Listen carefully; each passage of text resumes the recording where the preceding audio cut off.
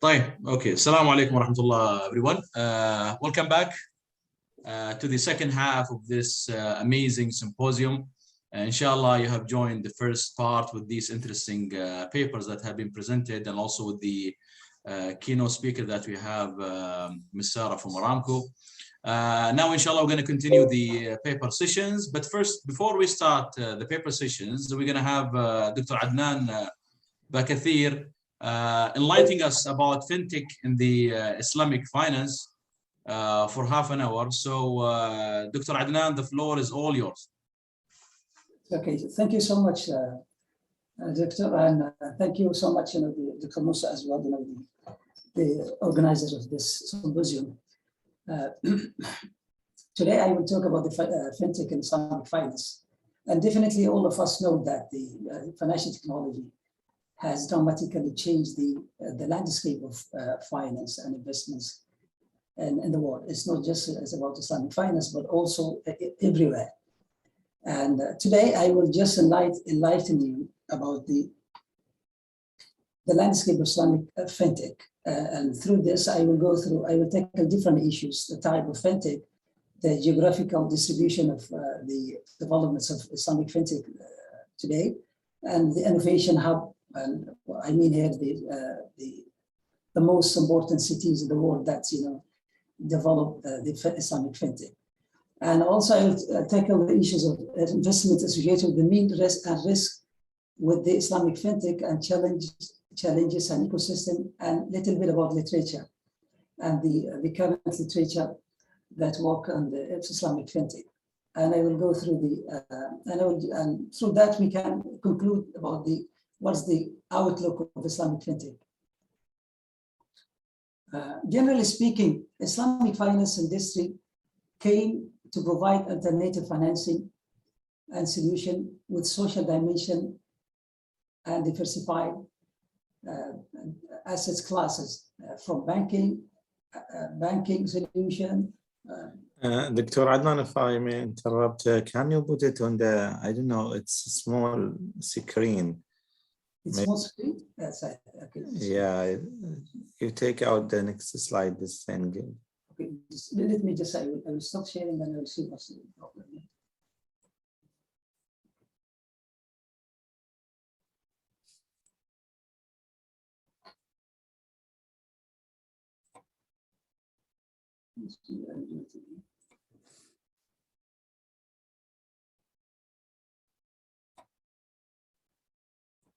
How's it now? Yeah, so please put it in the presentation mode. How is it? Is it okay? Yeah, now it is fine. It's okay. So, okay, Yes. just go. So you have to go back. So we are here. So as I mentioned, that Islamic finance came to provide a different type of solution compared with the conventional finance, from banking to funds management and wealth, sukuk, takaful, and all of these. And of course, non-Muslim countries and non-Muslim and non-Islamic and conventional financial institutions also tapping into Islamic finance, since there is a market and there is a customer who are looking for such a solution. Of course, Sharia is the main and critical component of Islamic finance. Without Sharia, we cannot say this is Islamic financial institution or product. However, technology is also a must for Islamic financial institution to protect the competitive advantage and penetration, and to guarantee the penetration of Islamic finance today and in future. So we cannot talk about just Sharia compliance when it comes to Islamic finance. We have also to tackle the issues that face the Islamic finance as technology. Technology features like accessibility and flexibility and transparency, timely, efficiency, and less cost. All of these are common requirements between clients, regardless of the type of the institution, Islamic or non-Islamic. So Islamic finance should do something about technology, should adopt the technology. Global Islamic finance assets, this is according to the last report of the FinTech, the population yesterday, I think, rose from 14% to 3.37 trillion in 2020, with forecasted growth to 5 trillion in 2025. So fintech industry, if we just look at this, what they are doing currently, fintech industry and digital bank is led by Malaysia these days. So this industry is the fintech is part of Islamic finance. And currently the Malaysia and Indonesia and Saudi Arabia, Bahrain and UAE, all of these countries respectively considered the best or considered the hub of Islamic fintech. So application of technology is not new for the financial service industry. So if we see this timeline, we can see that from the time that we have seen the credit or the credit came into the finance industry, technology is there, is associated with the business of finance, investments, and all the associated activities of financial institution. So, but what's the new today is that we have more sophisticated and advanced technology that challenge the societal and disrupt the current models of how these institutions do the business. So it's no more just about how the technology facilitate or automate the delivery or provide or process some of these applications, process some of the activities of the bank. But it's the technology these days is disrupt the business model of Islamic financial institution as well as the conventional. So technology became as critical for any institution these days.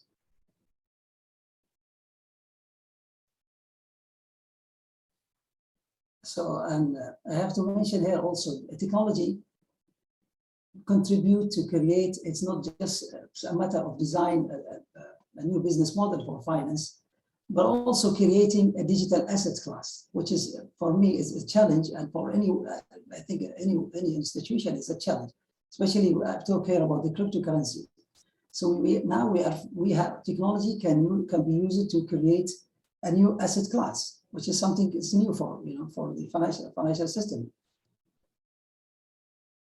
So what is the difference between when it comes to Islamic fintech and the conventional fintech or the normal fintech? The difference is only about the contract and traded items. So if any fintech involved with the contract or traded items or halal or haram items, so we talk about the Islamic fintech. But the other thing is the same. So there is no difference between conventional fintech or Islamic, only on contract.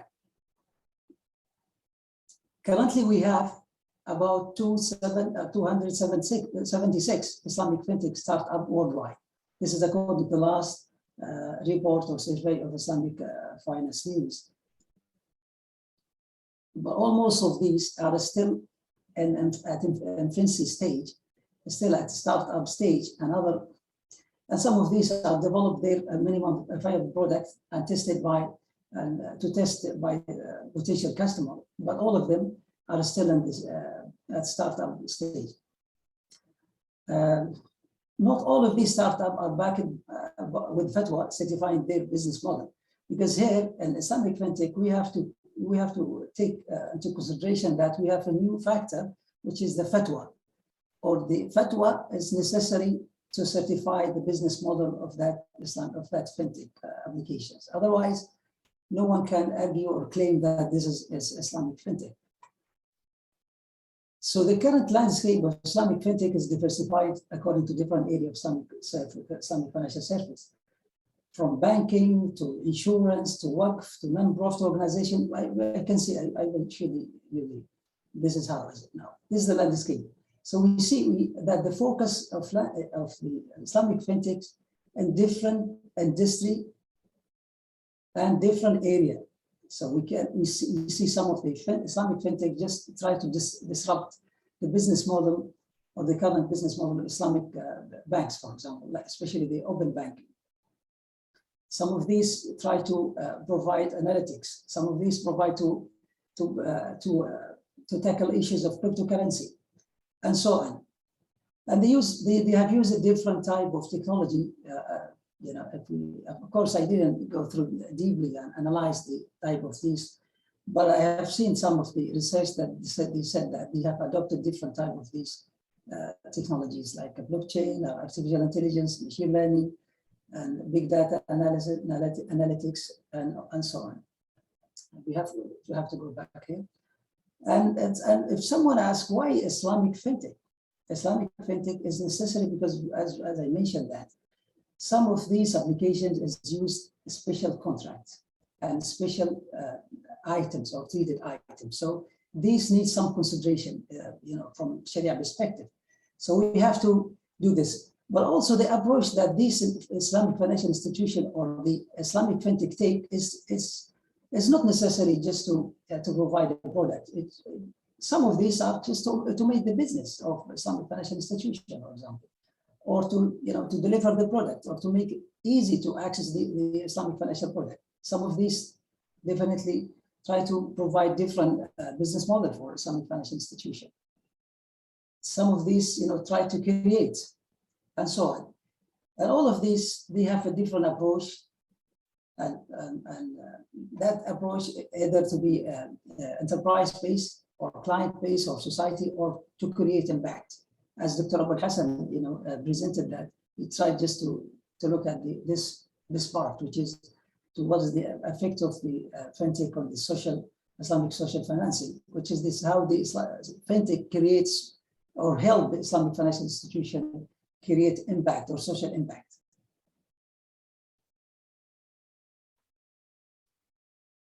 So the type, or if I classify these, of course, this is not my classification, but this is how the Islamic FinTech now it's classified.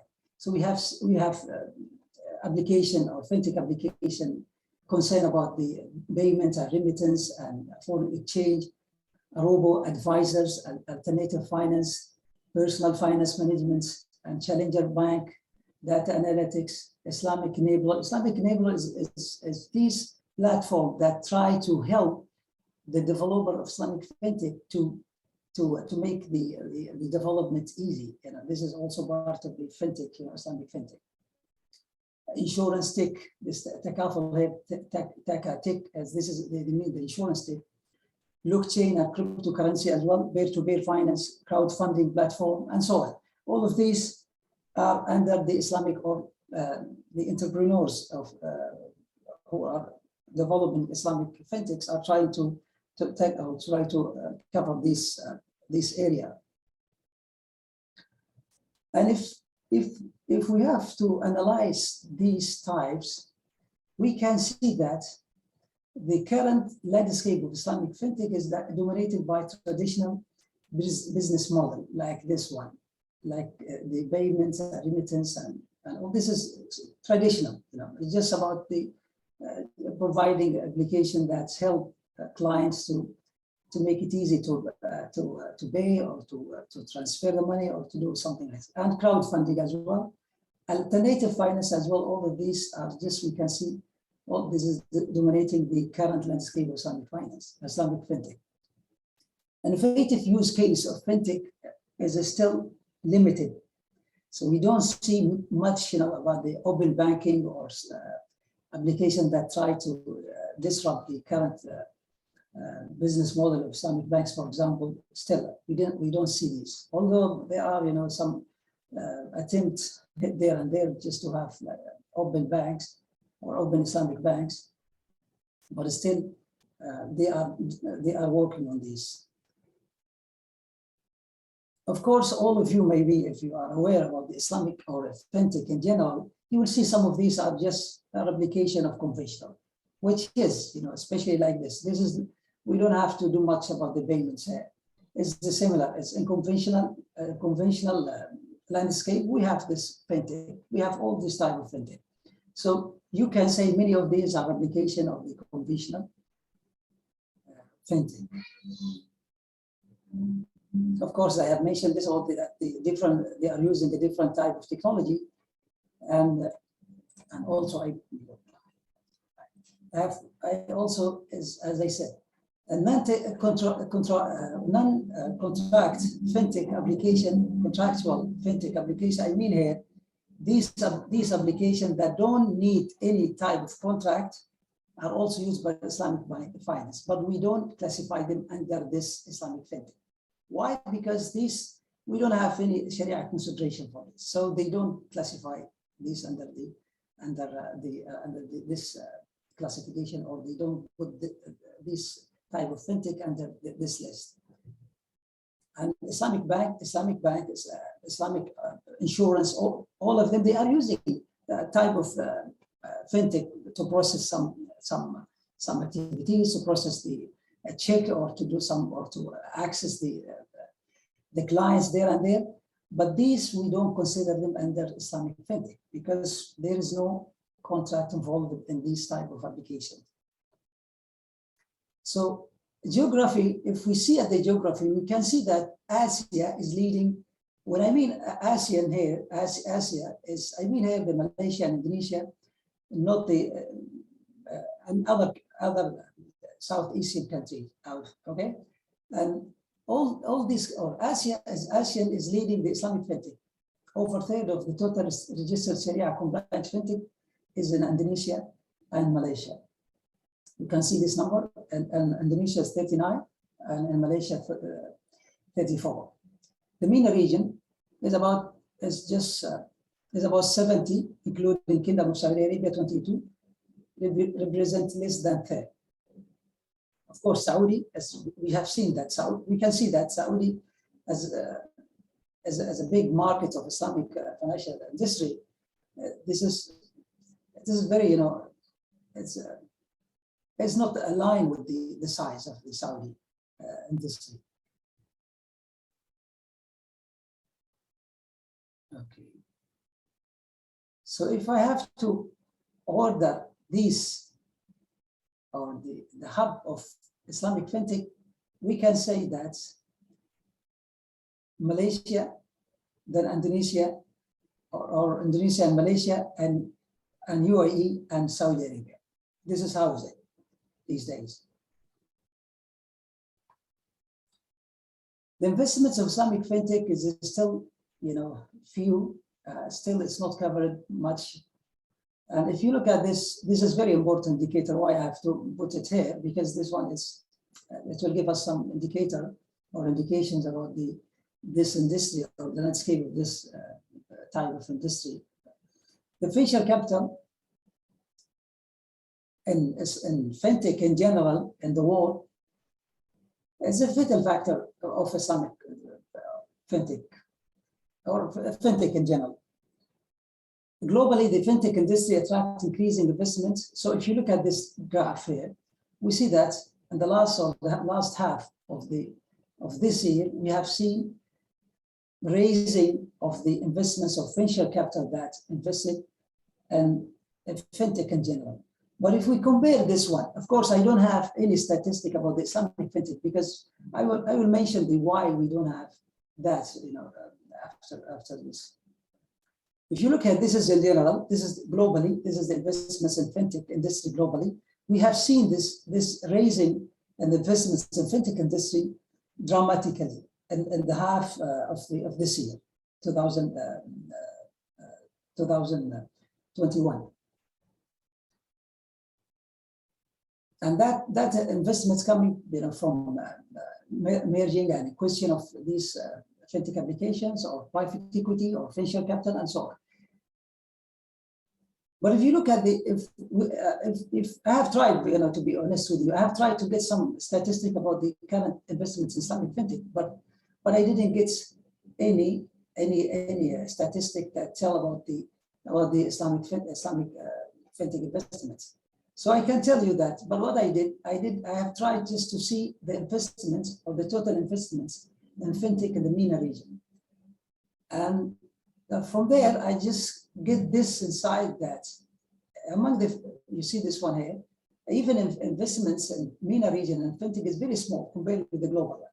It's very small, and they have got some research telling that it just is less than 1% in 2017, which is something very small compared with the size of financial industry here in the MENA region. And, so I concluded that currently investment in Islamic fintech is very small in terms of value and deals. Deals, if you look at deals now, so that's why we just, if we want to look at the Islamic fintech investments, we just see them case by case. So if you remember last year, Aramco acquired this company, which is Wahid company. This one, where is it? This one. Robot Advisor Wahid Invest. This is the name of this applications or the company that provide this fintech or Islamic fintech. They invested $4 million US dollars on this. So case by case, we can know how much the size of this industry, how much the investments of the Islamic industry or Islamic fintech industry. But which for me, it's something, it's not good for this industry, because if we don't have information or clear information about how much the investor but we can take indicator that investors are not attracted to this type of to this fintech segment. But what I have got also, I have got some information that the current channels of Islamic fintech, the current channels of Islamic fintech funding are either coming from Islamic banks themselves, or some of these are crowd funds from there and there, with the small size or small investments, or coming from conventional venture capital funds. This is how is the landscape of investments of Islamic fintech these days. So as I mentioned, the market size is not clear so far. I didn't get any statistic telling about how much the venture capital or private equity or acquisition in this type of markets. So what type of associated risk with Islamic fintechs? Traditionally, fintech is not free from problem. This is everyone, I think, is know about that one. And we are facing maybe non-compliance with the local regulation. This is, I think, this is one of the main issues of the fintech in general, regardless of Islamic or non-Islamic. Cyber attack, ID identification, personal liability adoption, and infrastructure readiness, and all of these. This is the most important risk associated with the fintech in general. But when it comes to Islamic fintech, developments of such application need or create additional different risks, such as Sharia compliant issues. Especially this is very critical for any application, of fintech. Structure of the type of product, contracting, how they use the contract, how they link the parties of that contract, the item of the subject matter of that contract. All of these issues should be solved before anyone can claim that this is Islamic fintech. Creation of new assets also is like cryptocurrency is still arguable issues among the scholars. So still we don't have any. We don't see. Personally, I didn't see agreements about the cryptocurrency investments. Is it halal or haram? So this is just one of the arguable issues in fintech industry or Islamic fintech industry today. The Islamic fintech ecosystem, and I think دكتور عدنان الجماعة خشوا في الكريبتو كرنسي ما في الحين. You are right. This is another issue. But when it comes to Sharia compliance, I think it's still the Sharia scholar, they don't agree about the investments in cryptocurrency. Last month there was a conference in Jeddah about these issues, and they concluded that still cryptocurrency it's not Sharia compliant. It's a gambling for them. So this but we will not discuss this. I'm not going deeply on all of these issues. This, I'm trying to cover many issues here, but I'm not analyzing them deeply. So I will leave it for you, to have more research. It's interesting to know, since we know some people already ما دخلوا يعني. Yeah, I know some of them, but still, to be. So about the ecosystem of Islamic FinTech, we have the same traditional ecosystem for any financial technology applications. But what is the new here? The new here is that we have a Sharia committee. Sharia committee should be part of that, either to be internally part of the business, or to be externally, or by external third party. So, but this one Sharia committee is necessary because people will not trust any application or FinTech claiming that we are Sharia compliant unless someone certified the application. Okay, and if what I did also is when it comes to ecosystem, I try to see if there is like a similarity or differences between countries and an ecosystem. What I have concluded that is that each country has a different ecosystem when it comes to Islamic finance. Most of these countries don't differentiate between Islamic FinTech and normal FinTech, or I can say conventional FinTech. So they put them under the same umbrella. No difference, except in Malaysia, they have a special hub and incubator for Islamic FinTech. So this is housed as the Islamic FinTech. And of course, several enablers of Islamic finance like Islamic Development Bank Group and IFSP in Malaysia and IUFI in Bahrain, all of them, they tried or they started a kind of initiative and guideline proposal there and there to push the Islamic FinTech. For example, here at Islamic Development Bank, they initiated Islamic FinTech lab in Indonesia, and they supported that lab and supported anyone develop application aligned with Sharia rules.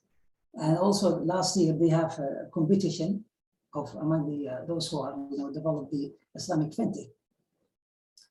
So still many challenges are still associated with the Islamic FinTech ecosystem. So I will not discuss all of these and I will not go deeply, but at least we have to know this is how is the current ecosystem. The challenge, of course, many challenges we are facing when it comes to Islamic FinTech. One of these, as you have seen, the venture capital. If there is no investments by investor, regardless of the type of investor, I don't think so. This industry will flourish. We have to be clear.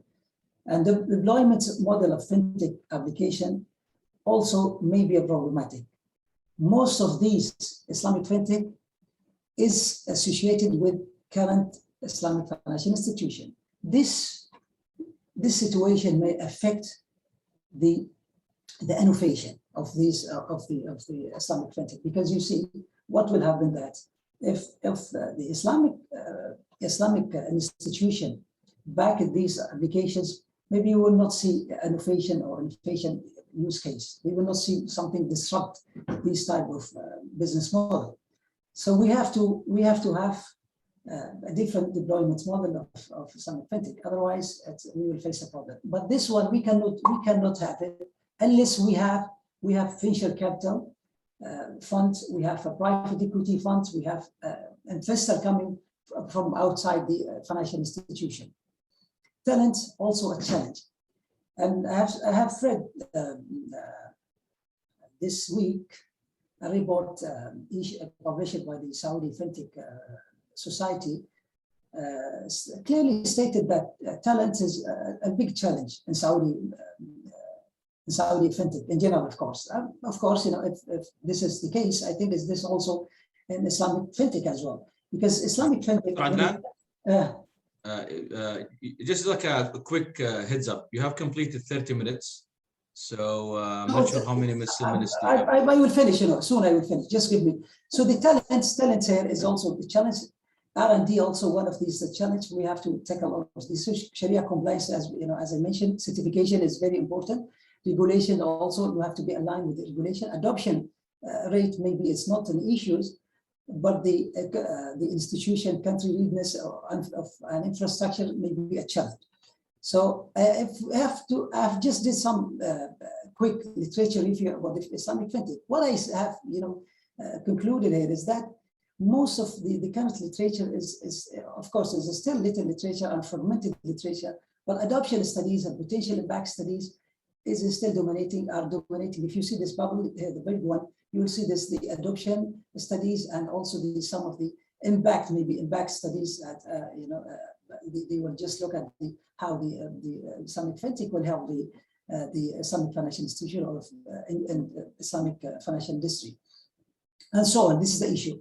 And several questions is still viable to be answered, like what, like extent of penetration of Islamic financial services through FinTech, the impact of deployment model and development of Islamic FinTech, factor leading and affecting development of Islamic financial technology, factors affecting innovation. All of these type of issues is still touched by the researcher in this type of segments of FinTech industry. So the Islamic, or what is the outlook of Islamic FinTech these days? Definitely, Islamic finance is a reality in Muslim society with the huge opportunities, and especially entrepreneurial opportunities based on technology. So we have, because we in Islamic finance, we have flexibility when it comes to doing business. So using technology with these flexibility, with this type of, within this environment of flexibility, we will have the technology, we can have more innovation. This is what I mean here. A maturity of the FinTech and Islamic FinTech industry needs appropriate ecosystem for flourish. Otherwise, we will face many problems. We cannot flourish without solving the issues associated with the current ecosystem. Contribution, collaboration of all stakeholders within the ecosystem will guarantee developments of innovation solution FinTech in line with the Sharia rules. Policy based as well as applied research will contribute much to the Islamic FinTech, especially to have more innovative use case of Islamic FinTech. This is by this I end my presentation, and thank you so much. And I'm sorry just to overcome my time. Thank you so much, Dr. Adnan, for this really informative presentation. I mean, honestly, by myself, I have a couple of questions to ask, but since we have tight schedule, if for our dear audience, if you have any questions for Dr. Adnan, then please, put it in the chat or in the Q&A, feature in this Zoom. But other than that, inshallah, we'll try to move on with our scheduled presentation, inshallah. So first of all, we'll have Fatima or Fatima.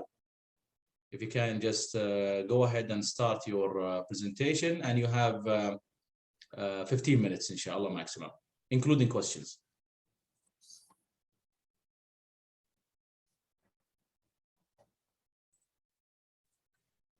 Hello, everyone. First of all, thank you, Dr. Musa, and for this opportunity and for having me today with you, and also for this opportunity. So my title presentation is Did Consumer-like Digital Taste in COVID-19 Case of Moroccan Terroir Products? I mentioned that I'm from Morocco, from National School of Business and Management. So I'm going to present the literature review based on terroir products and business authenticity, context of research, purpose and methodology of the study, and the main results and discussions. So when we talk about authenticity, we have three types. First one is the objective authenticity, is related to only objects. And second one is the constructive authenticity, is socially constructed. In this sense, different consumers might have different interpretation of the authenticity of objects. And third one, we have the existential authenticity as a perceived concept. It refers to the emotion of the consumer and also on the consumer authentic self during the consumption of the products. In general, we can note that the perception of authenticity is related to different criteria. We have handmade production, manufactured by an artisan, or the use or not for the natural ingredients. So we use the terroir products as an object to enhance the case of authenticity for consumer.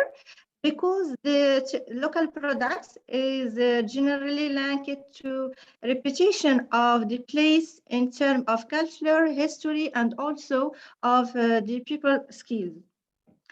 As I mentioned in the title, the context of research is Morocco, because the valorization project of local products presents a very important issue with the national strategy of Moroccan Green Plan. And also Morocco has different local products like argan oil, honey, saffron, or also the olive oil. So as we know, the COVID-19 has changed the relationship between food and consumer. Consumers feel more concerned about the origin of the products, the production process, and also the technical composition and the use or not of the artificial ingredients. So the study aims to respond the questions: what are determinants of digital authenticity of terroir products for Moroccan's consumer in COVID-19? The research design that we have two main objectives: understand perceived authenticity of a terroir products by consumer, and also to explore the role of digital to enhance this demand with the exploratory research with the 23 consumers or regular consumers of terroir products of Morocco. We move now to the main results and discussions. First of all, for the similarity analysis about the term used by consumer, we note that there are three branches, and also the search for health is very linked to unicity, authenticity, and the use of traditional ingredients of the products. Also, so for to define the authenticity before COVID-19, we note that consumer use the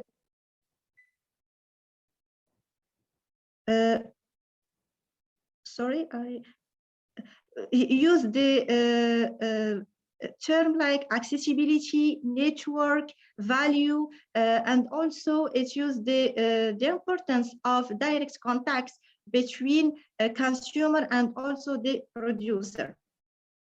After or in the COVID-19, we note that consumer use the Facebook as a platform to sell the products and to enhance their case of authenticity, but also they still use the term like the importance of trust, direct contact, also the importance of network with the cooperative or with the sellers of these products. So in the conclusion, we can mention that, as we know, pandemic has caused a very important interest to local products. In this sense, managers should aim at capitalism on this pandemic crisis by improving their communication arguments, for example, offering samples about the good ingredients and also the traditional production process of local products. We note that the use of the internet seems problematic for consumers. This can be partially explained by increased sensitivity and the exigency of consumer, given that local products are traditional and nostalgic. It is then logical to assume that digital is not very in line with this characteristic. Managers should more invest to adapt this tool to consumers' definition of authenticity. And also we note that it is very important to focus on heritage, originality, and also the symbolic dimensions of definition of authenticity for consumer. And we note that the importance that human interactivity is more significant than the code communication. Consumers still search of direct contacts and also to know who is behind the production of local products. So in general, we can note that behind his consumption of local products, Moroccan consumers still remain very demanding because the nature of these products is soliciting the real human contacts that the technology does not develop it until now and is very difficult. So I thank you very much for your attention and also for your time, and I welcome your questions or remarks. Thank you. Thank you so much, Fatima, for your interesting presentation. For our dear audience, if you have any questions, I mean, if you want to jump on the mic, and you can, by all means, I mean, go ahead. If you have any questions, you can put it in the Q&A part of this session, so that Fatima can answer the questions. Okay. Maybe I have one. Okay, we have one of the panelists who have a question. Musa, go ahead. Sorry. Assalamu alaikum. Thank you, Fatima. It's interesting research. Yeah.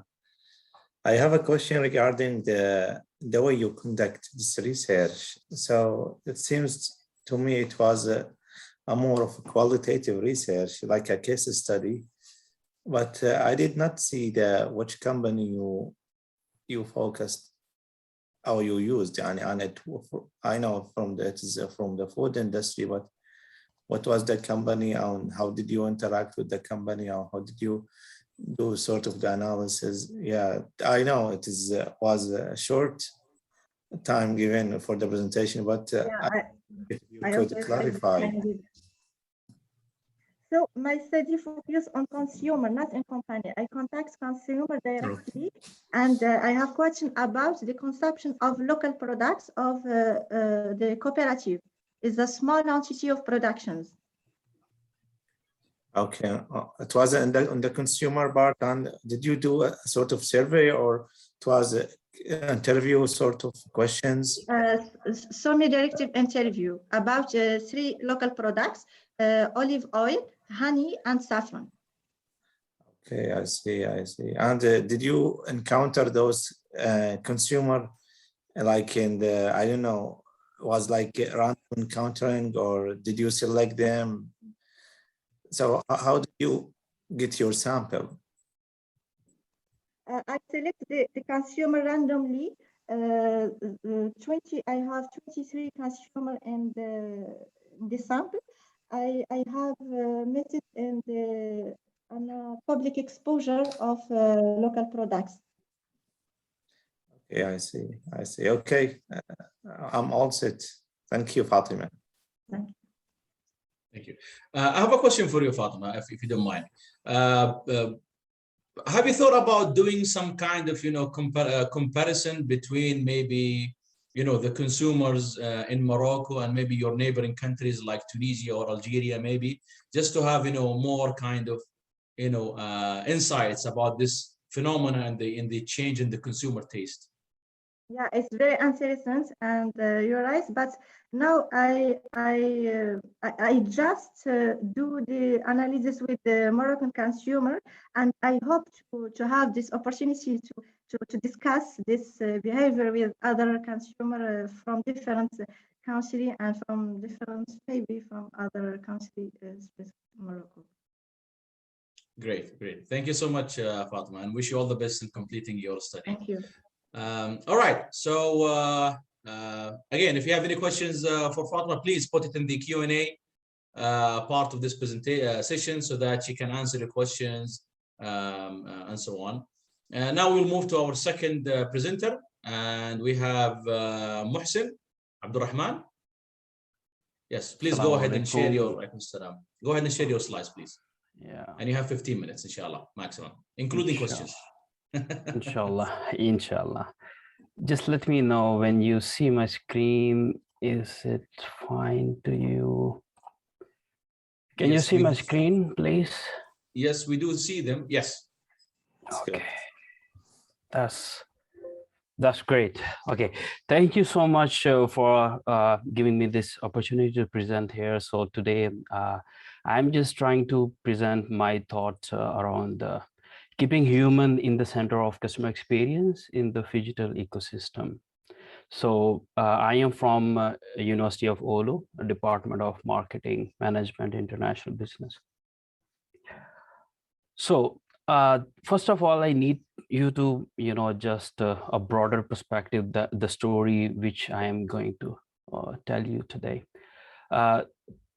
So if you think about what is customer experience really is, and how it evolved, and how it has been studied throughout the time.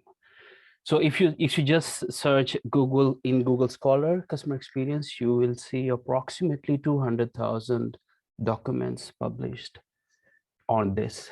It means that it is very important and ongoing area of research.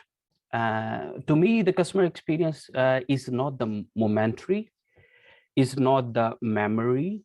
I think it is the end-to-end process of any product use or service use experience. For example, before buying any product, trying to exploring the alternatives, connecting that, comparing them, buying the product, using the product or using the service. And after that, what is the outcome of that particular product or service? This covers the end-to-end customer experience, the level of interactions at every level of stages which I just described. The next thing, which from my topic title, you can say, is Phygital ecosystem. So what is this now? And I quickly checked from the Google Scholar. So if you see the Phygital alone, you will be coming to around 1,600 documents published, discussed, something one way or the other about the Phygital ecosystem. So it is getting more attraction on the scholarly words with the different business management and marketing aspects. So what really a Phygital ecosystem is, it is basically enabling the two different worlds we are living in, physical and the digital, with the help of technology.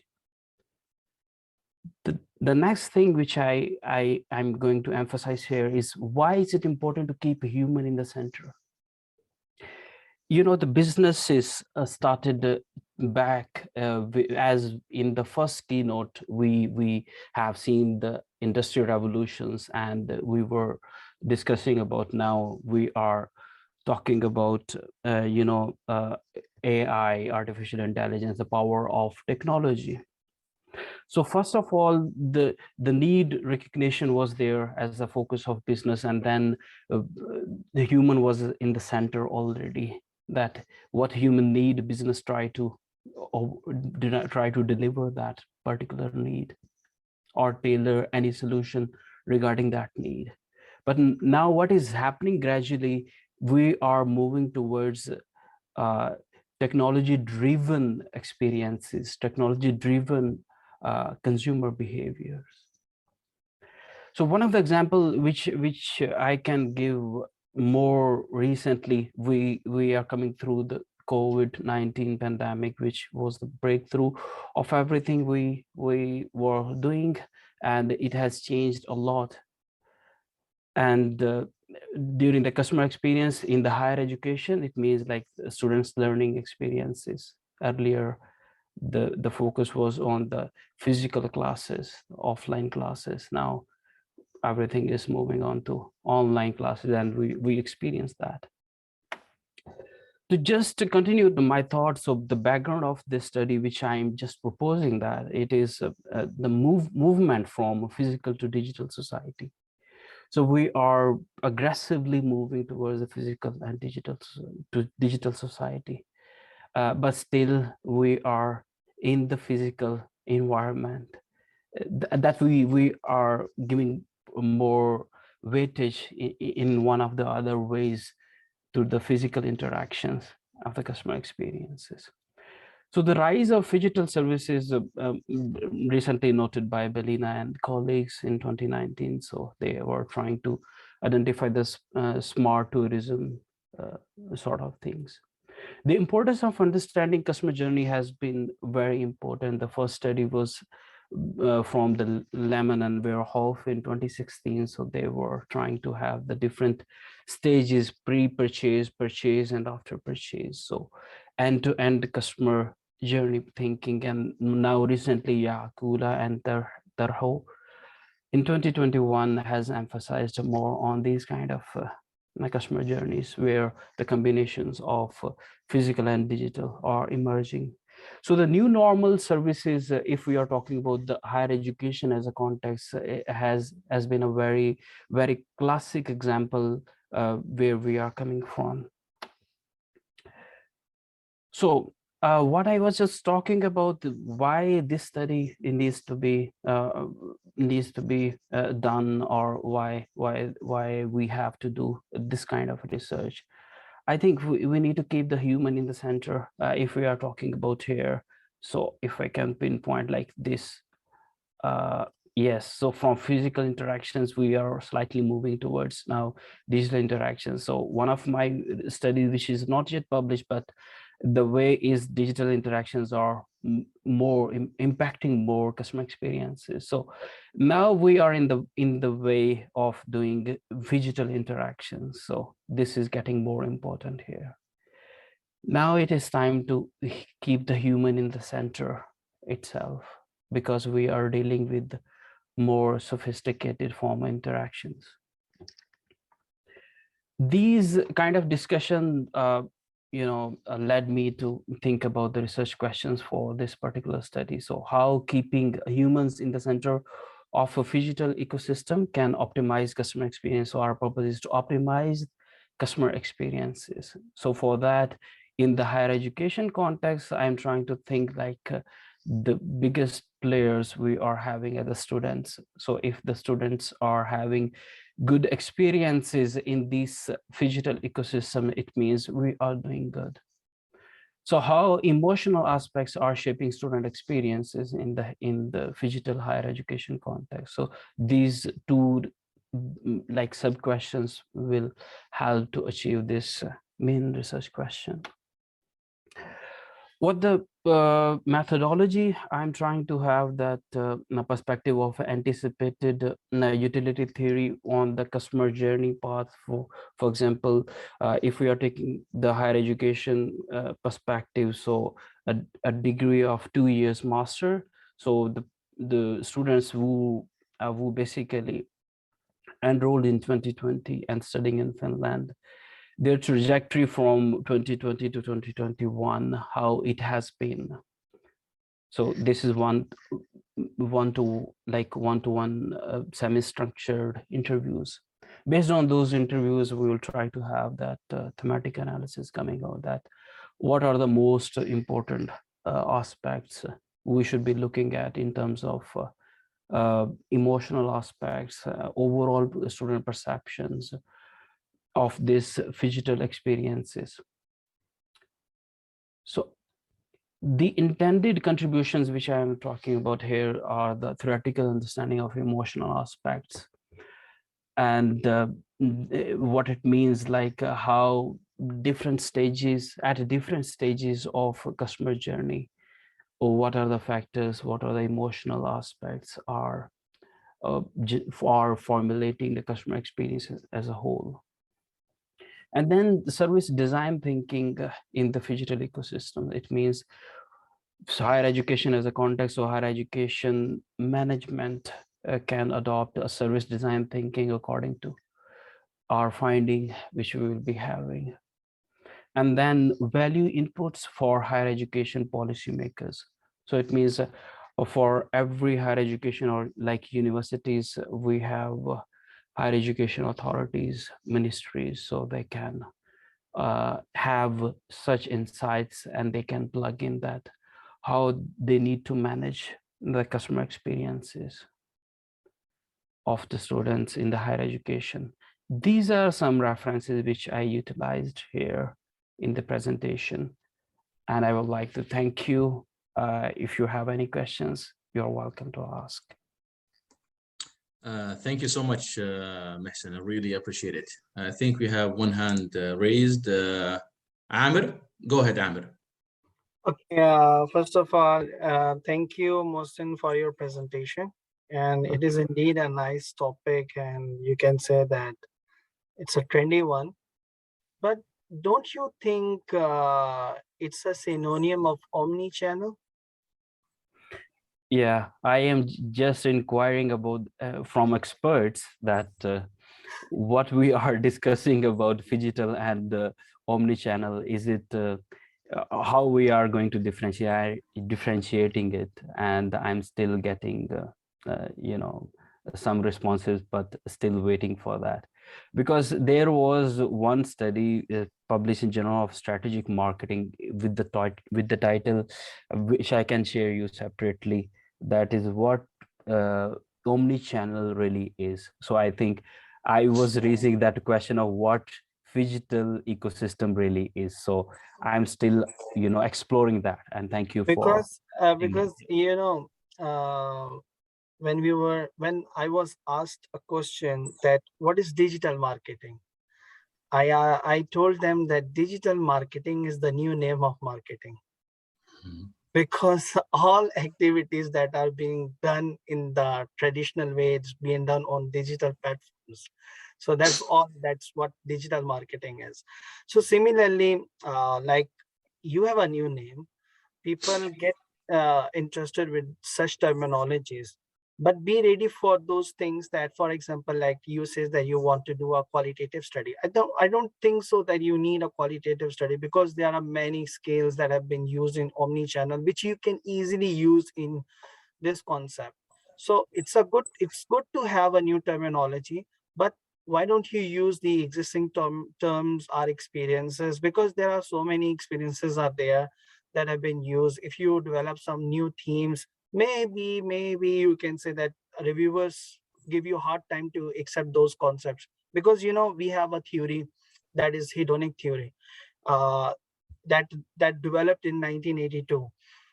You can say that it has been used a quite long period, but now it is already implemented in different frames, like you can say on websites, on retail outlet, on tourism sites, and each and everything. So I think so that you can be, until unless if you really need a qualitative aspect. For example, I don't know about this particular concept. Then, for example, we were inquiring one concept, that is seamless payment, right? We were not having the concept.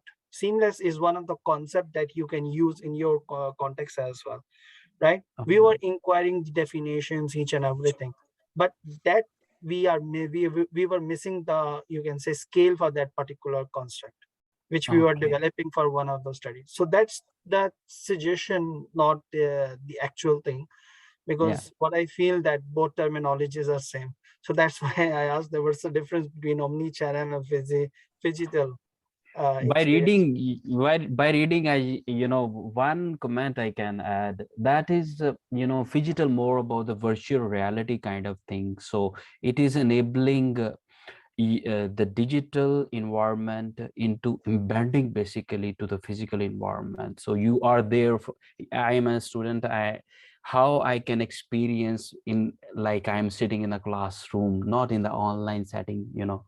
So that kind of debate is there. So I'm trying to have, because the phenomena is emerging in that aspect. So I respect your comment on quantitative design, but as you know, when the phenomena is evolving, there are a couple of debates on the qualitative routes.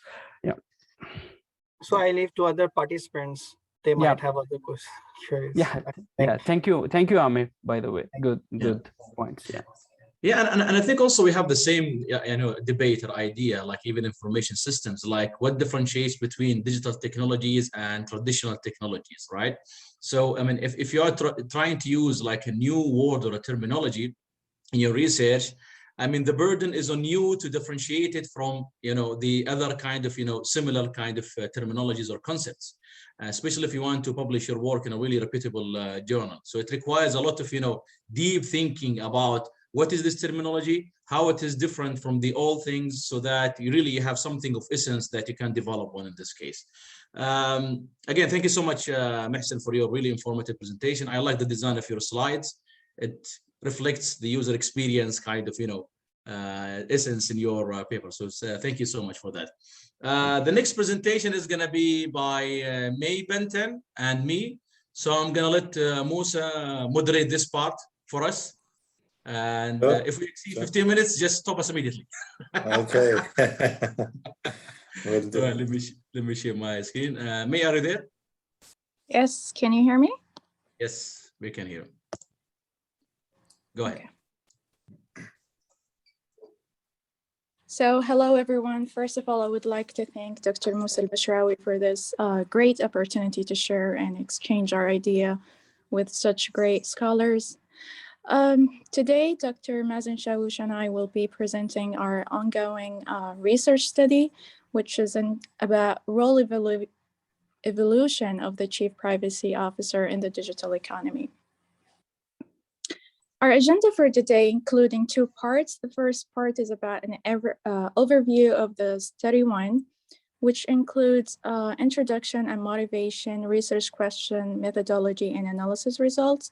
The second part will include an overview of study two, which is our ongoing research, including introduction and motivation, research question, methodology, and expected contribution.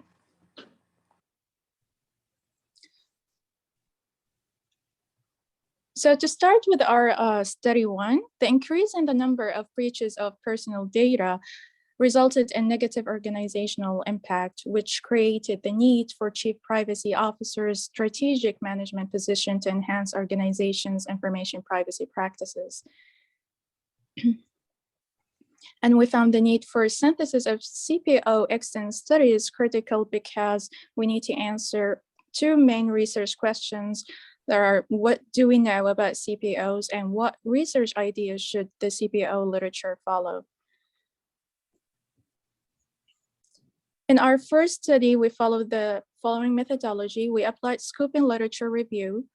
We applied structured approach to search for articles systematically. We included journal articles and conference proceedings from 2000 and 2020 years, including Science Direct Web of Science and different resources. And we came up with 56 publications, and we applied inclusion and inclusion criteria after that, and we came up with final 12 publications. And following that, we included deductive coding and analysis. The coding has been done in 3 stages: the developing coding metrics, and the first round of coding and second round of coding. Excuse me. And this is a summary of the analysis results with the 12 publications, and it includes the CPO themes and sub-themes.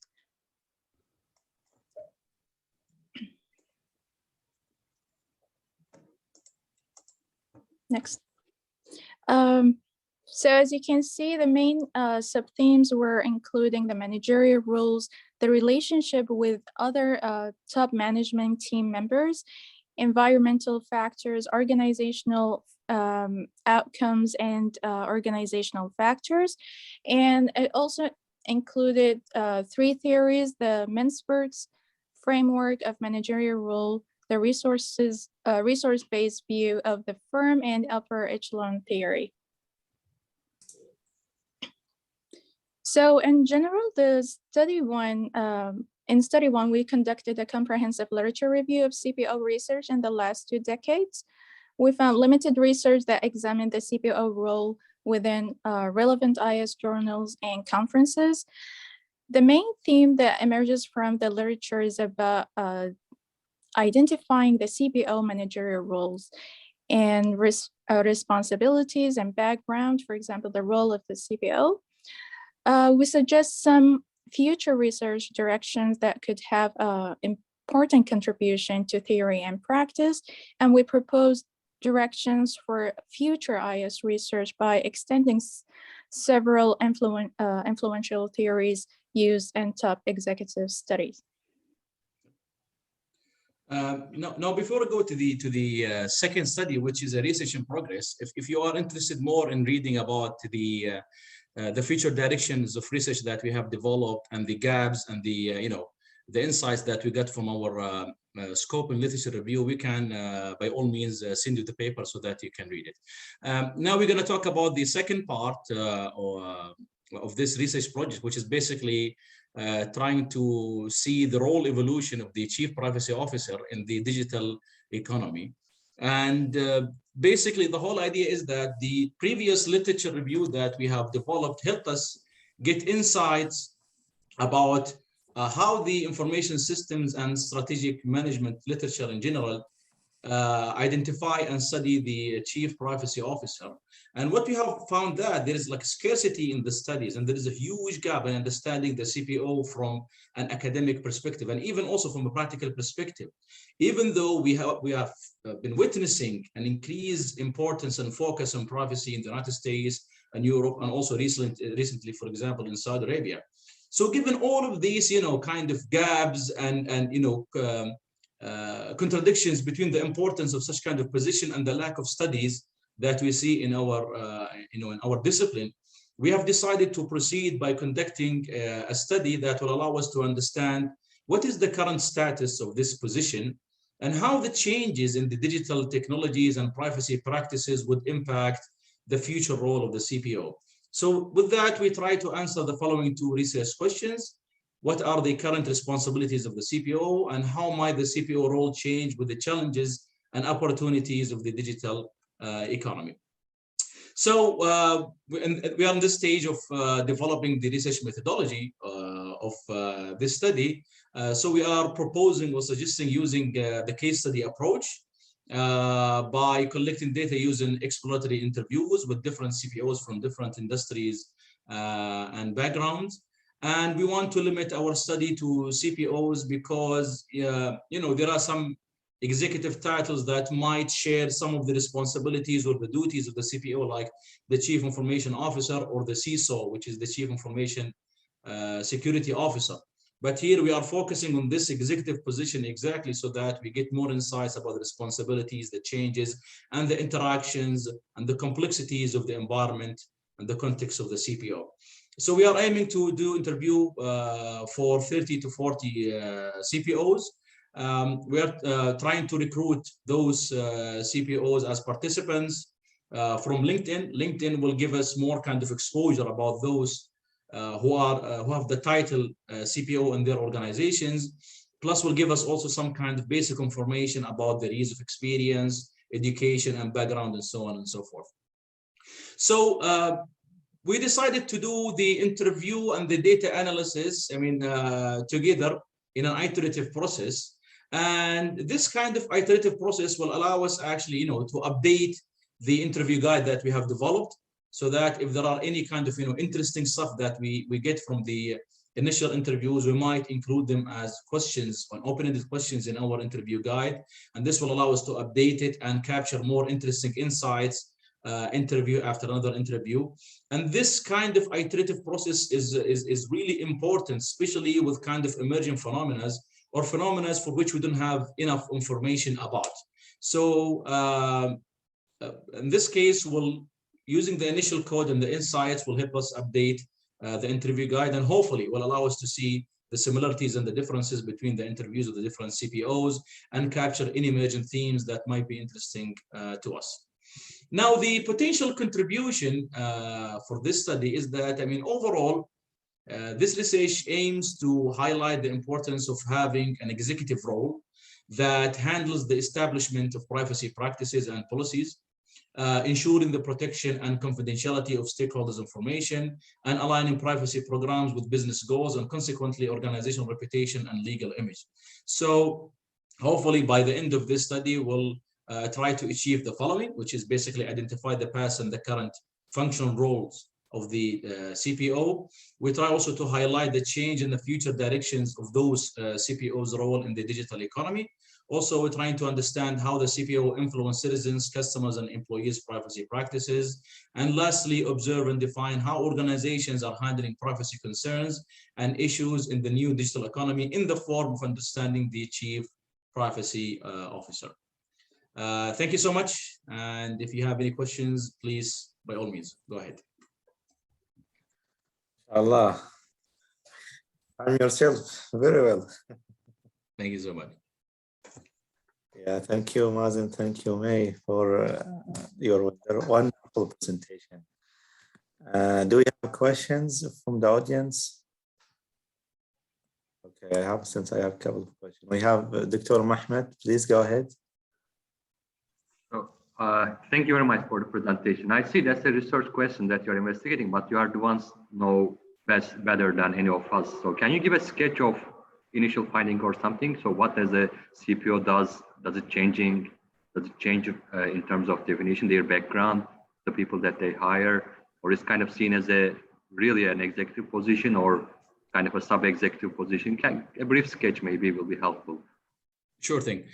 So, I mean, the answer comes from two kind of parts. From the first study, which is about the literature review, and from the second study. As I said before, the second study is still under progress, which means that we are in the stage now of recruiting those participants.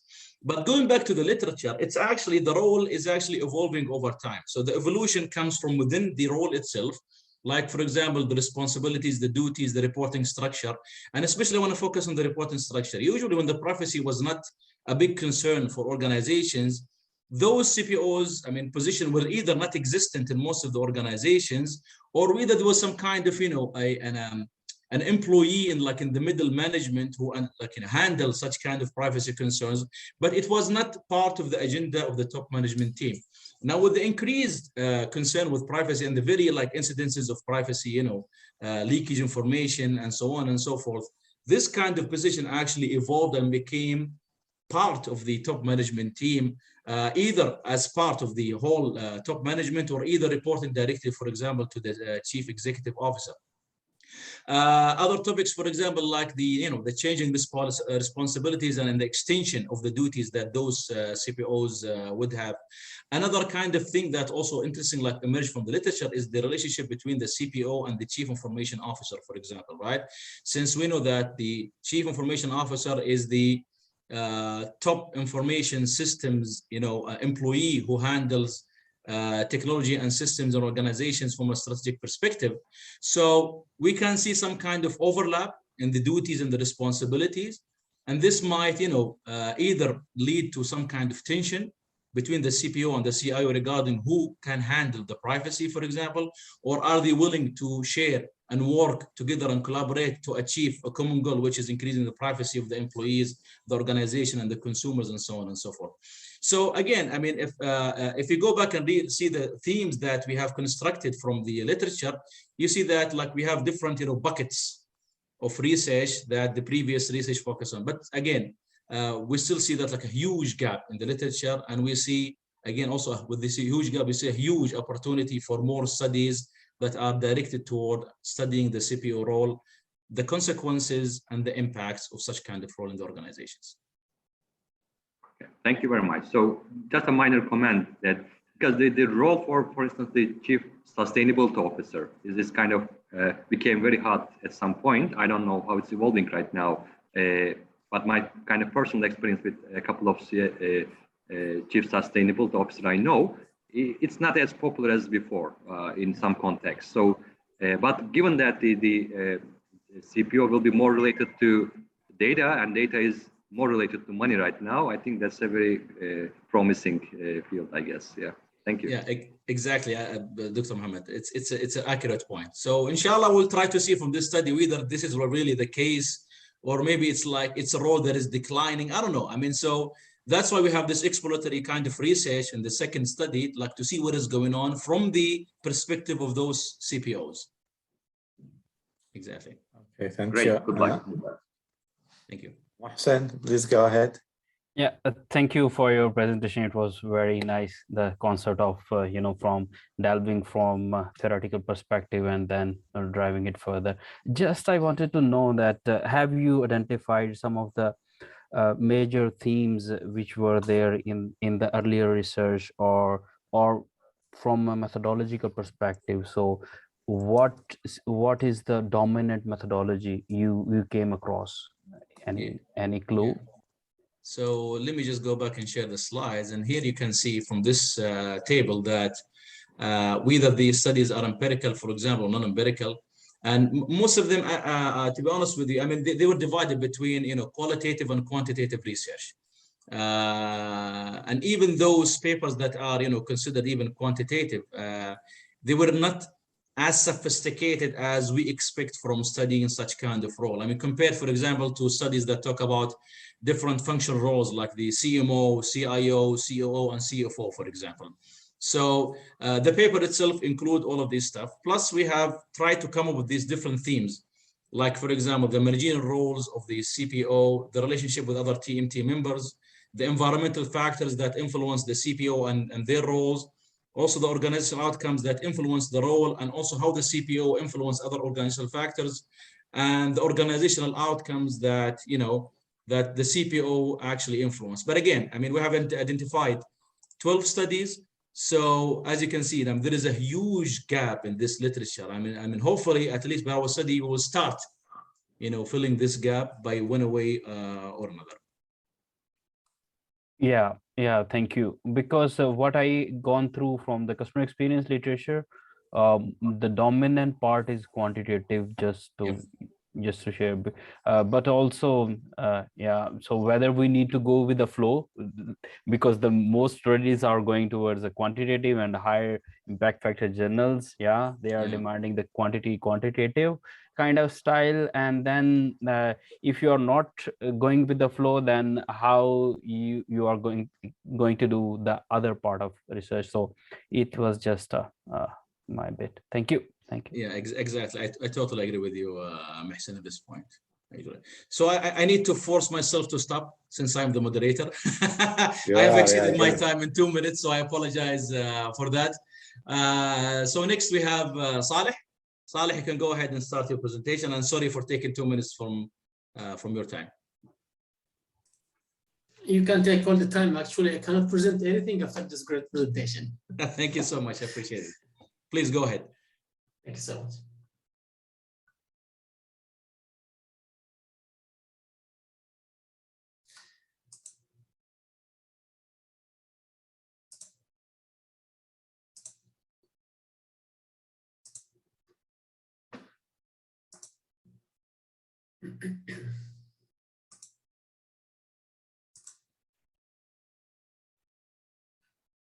Can you see my presentation screen?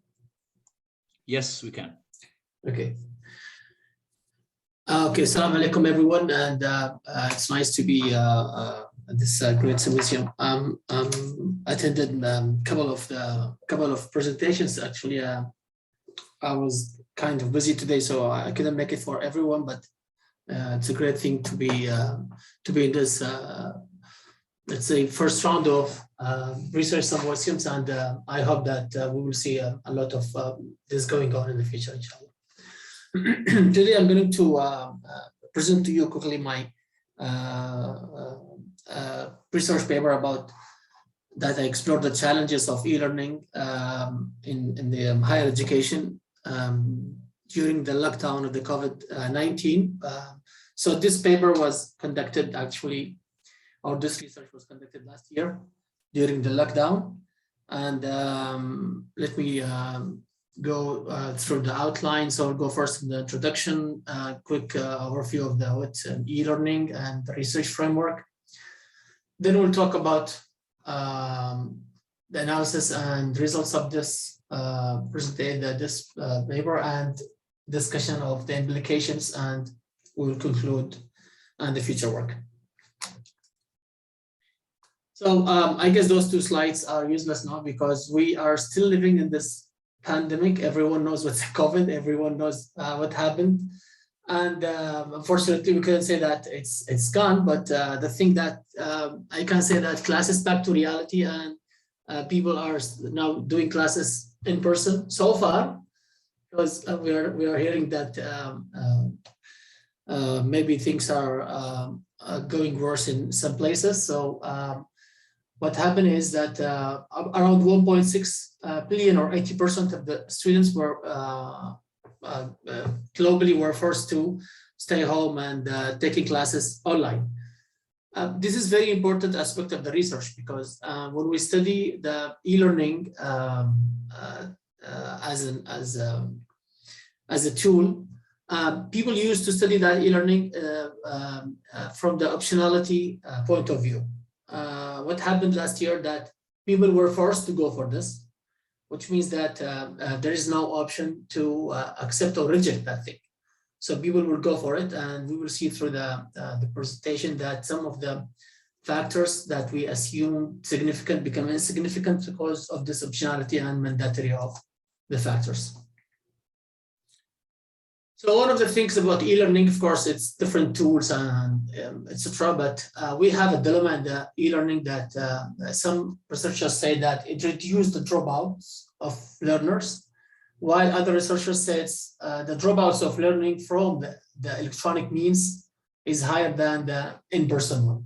So it's kind of people are looking at the e-learning from different perspectives. So people encouraging the enrollment because it eased the process. It reduced the geographic barriers, so on and so forth. But the others also talking about the sophistication of the technology, the availability of the resources, and so on.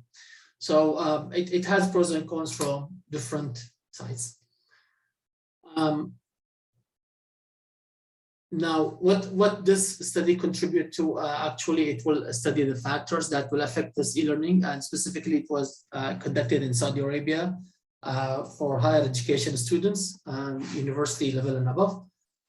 And we are also studying what kind of tools people use and how it affects their level of stress at the same time.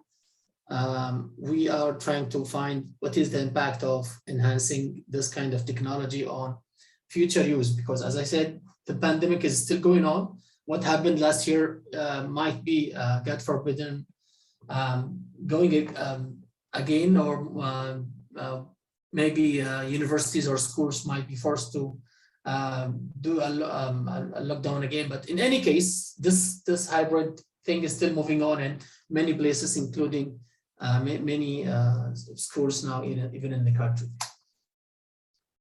So this research was mainly based on the Unified Theory of Acceptance and Use, the UTAT model, and we have, or I have, incorporated 2 more factors to the, in addition to the original ones that presented in the UTAT model. Let me go to the model here first. The research model that I have used. You can see that we have the technology acceptance and behavioral attention that towards that acceptance and not acceptance, actually the use. So I incorporated the trust and the perceived risk in addition to the original ones, which is the effort expectancy, performance expectancy, facilitating condition, and social influence, and of course the behavioral intention. Now I have built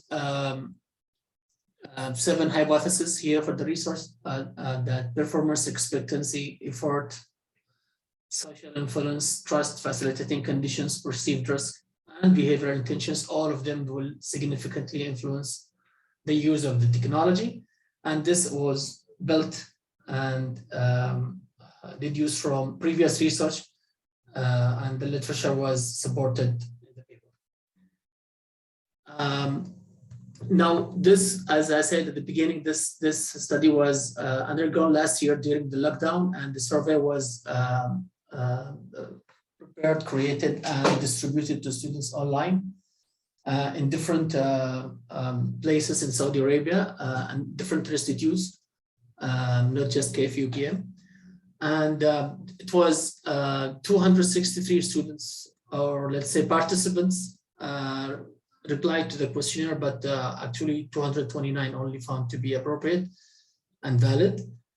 87, which goes for 87% of the respondents. 60% almost of the respondents were male, and the majority of them were bachelor students of age less than 25 years, as you can see here from the table. Almost 40% for female and 60% goes for male. And as I said, the majority were for bachelor students. When we do the measure assessment, we go to calculate the, did I quit the presentation mode? It is out of the presentation mode, but still we can see it.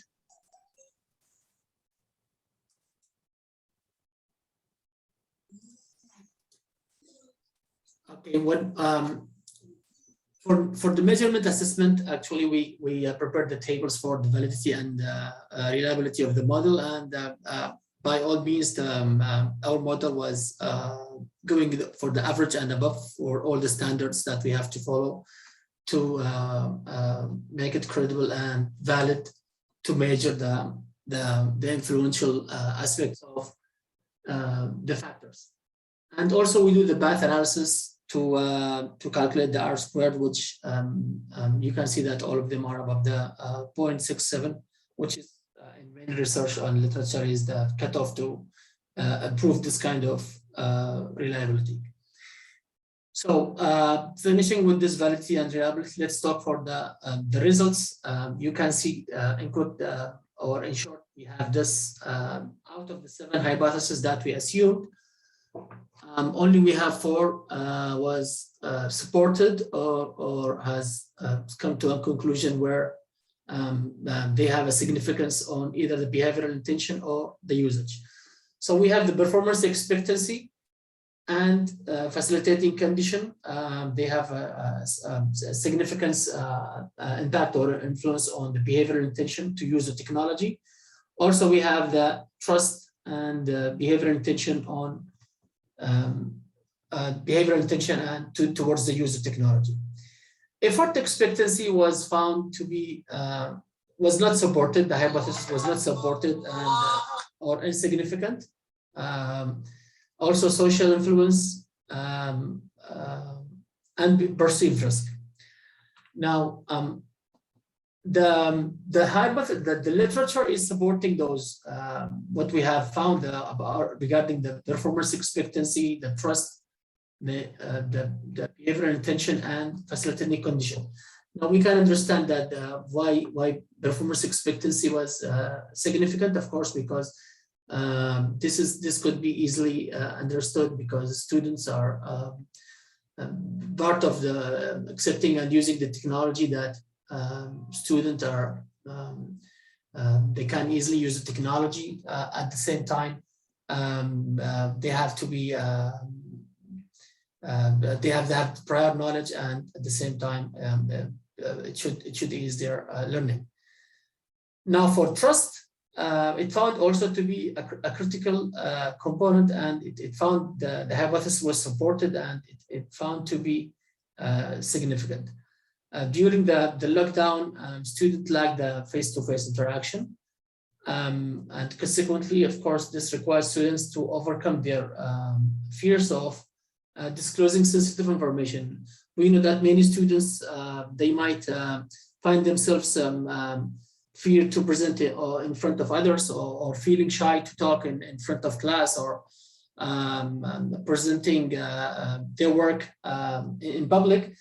But when it comes to e-learning, many people was or found it very convenient for them and comfortable to talk to the class, to present their work, because it didn't show that they are in public. Actually, what virtually they are, but that's why this kind of factor was showing significant. Which the factors that were not supported are the effort expectancy, social influence, and risk. Now, effort expectancy, actually, a lot of research in the literature show that this factor was significant. But in my study, it did not show any significance, and this could be due to the, as I said, the study was done during the lockdown, the COVID, and we know that the technology that, especially in Saudi Arabia, the technology that students used was provided by the institutes. So all the universities in Saudi Arabia, they provided to the students different means to access the e-learning or the online classes like Blackboard or Zoom or whatever kind of technology or tool the students used. At the same time, the students have no option, because effort expectancy is connected with the ease of use, which means that if the students find it easy to use, or they have to spend a lot of time to cope with the technology and use it, which, as I said at the beginning, that many researchers found that e-learning is increasing the dropouts of learning, because many people they might find it not easy to use the technology, not easy to cope with this online tools. So they might drop the classes, or they ignore the online courses by not attending them after starting them. But in this case, the students, they have no option. All the participants who participated in this study, they have no option but to go for it. So that's why it became an insignificant factor here, because the optionality of using the technology, which might affect this factor, was ignored here. Students, they have to face it. The results also showed that students were very stressed while using the technology. Almost 80% of the students, they said that they felt stressed, and around 50% of them, they also felt overwhelmed, and they thought that the amount of assignments or work they have to do online is much more than the one that they used to do while they are in person. Social influence also showed to be insignificant, and this is because of the lockdown, no interaction with others. So people felt like they are isolated, even though they are connected online with all the others. But social interaction is being felt while during learning classes, in class, in person, physically, while here people are this for the first time that the students, they try to interact with others while they don't have them physically next to them. Perceived risk, which is very important factor here that shows insignificant, and in many studies in the literature also, they have found the same thing, that people used to deal with online tools or e-learning tools and online classes with let's say not with much precaution, and they did not, for example, maintain privacy things, classifications of information. We have seen many accidents and incidents where people switch on their mics and microphones while they're home attending the classes. But people also, they didn't pay much attention to using strong passwords or revealing their sensitive data online. This also need to be, we will see that this is kind of, or part of the implications that maybe institutes have to give specific classes about security and privacy for students. Inshallah, Saleh, just a heads up, you have completed 15 minutes. You just can rush. Just give me 2 minutes, okay, I'm sorry. So what are the implications? We have seen that infrastructure is not the only factor here. We have to go with many other factors to consider the e-learning technologies. Privacy, as I said, institutes should focus more on teaching students privacy and security issues, try to increase this awareness, and of course, curriculums should be totally adjusted, because now the curriculums that we have teach students online is or were set originally for in-person classes, not for the online ones. And what can we do for the future work? We can investigate other factors like social and emotional well-being of students. They are sitting hours in front of screens at home with no physical activities, extending the, of course, increasing the innovation and learning solutions, and improving to improve the generosity of the conclusions. Thank you so much, and sorry for taking much time. Thank you so much, Saleh. So we will have only one short question with a short answer, if you don't mind, so that we can proceed to our next presenter. Dr. Abdul Halim, do you have any question? Yes, I have one question to Dr. Saleh. Thank you, Dr. Saleh, for this excellent presentation. And specifically, I would like to appreciate your way to explain and focus not only on the supportive hypothesis, because this is one of the few times to see a researcher like you on the rejected hypothesis and to try to explain them. And my question also related to this approach. I know that you did the structural equation and modeling, and as far as you know, and all of us know, you have to do like confirmatory factor analysis. So you did this confirmatory factor analysis, definitely you did find some factors or sub-factors not significant, so you did exclude them from your regression model. So could you tell me about these factors which you did exclude from your analysis, and if you would like to give us any justification to these factors, you think that the analysis did not show them as a significant factors? Yeah, thank you, Dr. Alwahaishi, for the question. Actually, when I did the analysis, I did not exclude factors, but I exclude some of the questions for the factors.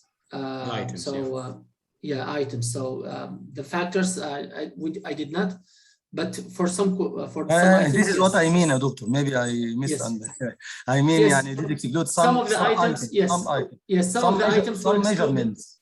Yes, some measurements. That's true. And this could be, and this I can refer this because of the nature of the situation. As I said, it was done during the lockdown. I cannot say that what I did was an overall e-learning challenges. No, that was very specific for the lockdown nature, for where students were forced to use it while in classes. And as I said, it was mandatory, not optional. This is very important. So students' reaction to our answering to questions were varied from normal e-learning investigation.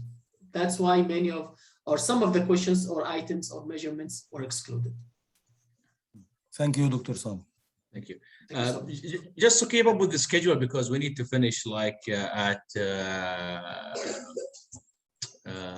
3. Still we have at 2:45, so that we have a break. So if you allow me, Dr. Amin, we need to skip to the second presentation, if you don't mind. But you can ask the questions again in the chat or the Q&A for Saleh. Next presenter is going to be. Yeah, thank you so much, Saleh. Appreciate it. Next, we have Sumanto. Hello. Yes. Yes, please go ahead and share your slides and start your presentation. Well, how to share a slide? I cannot. Can you? If you go to share screen, if you see like a bottom of the yeah, I mean the lower bar. You cannot. Maybe. Yeah. Since okay. Let me promote you as a panelist. Now you can share your screen. Okay. Thank you so much. You have been promoted. Privacy also, Dr. Mazen. A kind of privacy.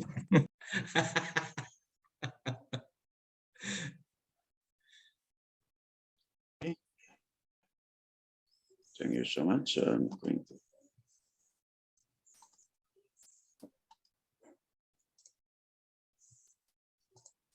Okay, can you see this? Yes. Slide? Yeah. Yeah. Okay, thank you so much, everyone. So my topic is about archaeological discovery. I think this topic is quite might be unfamiliar for some business school, for those who are not familiar in social science.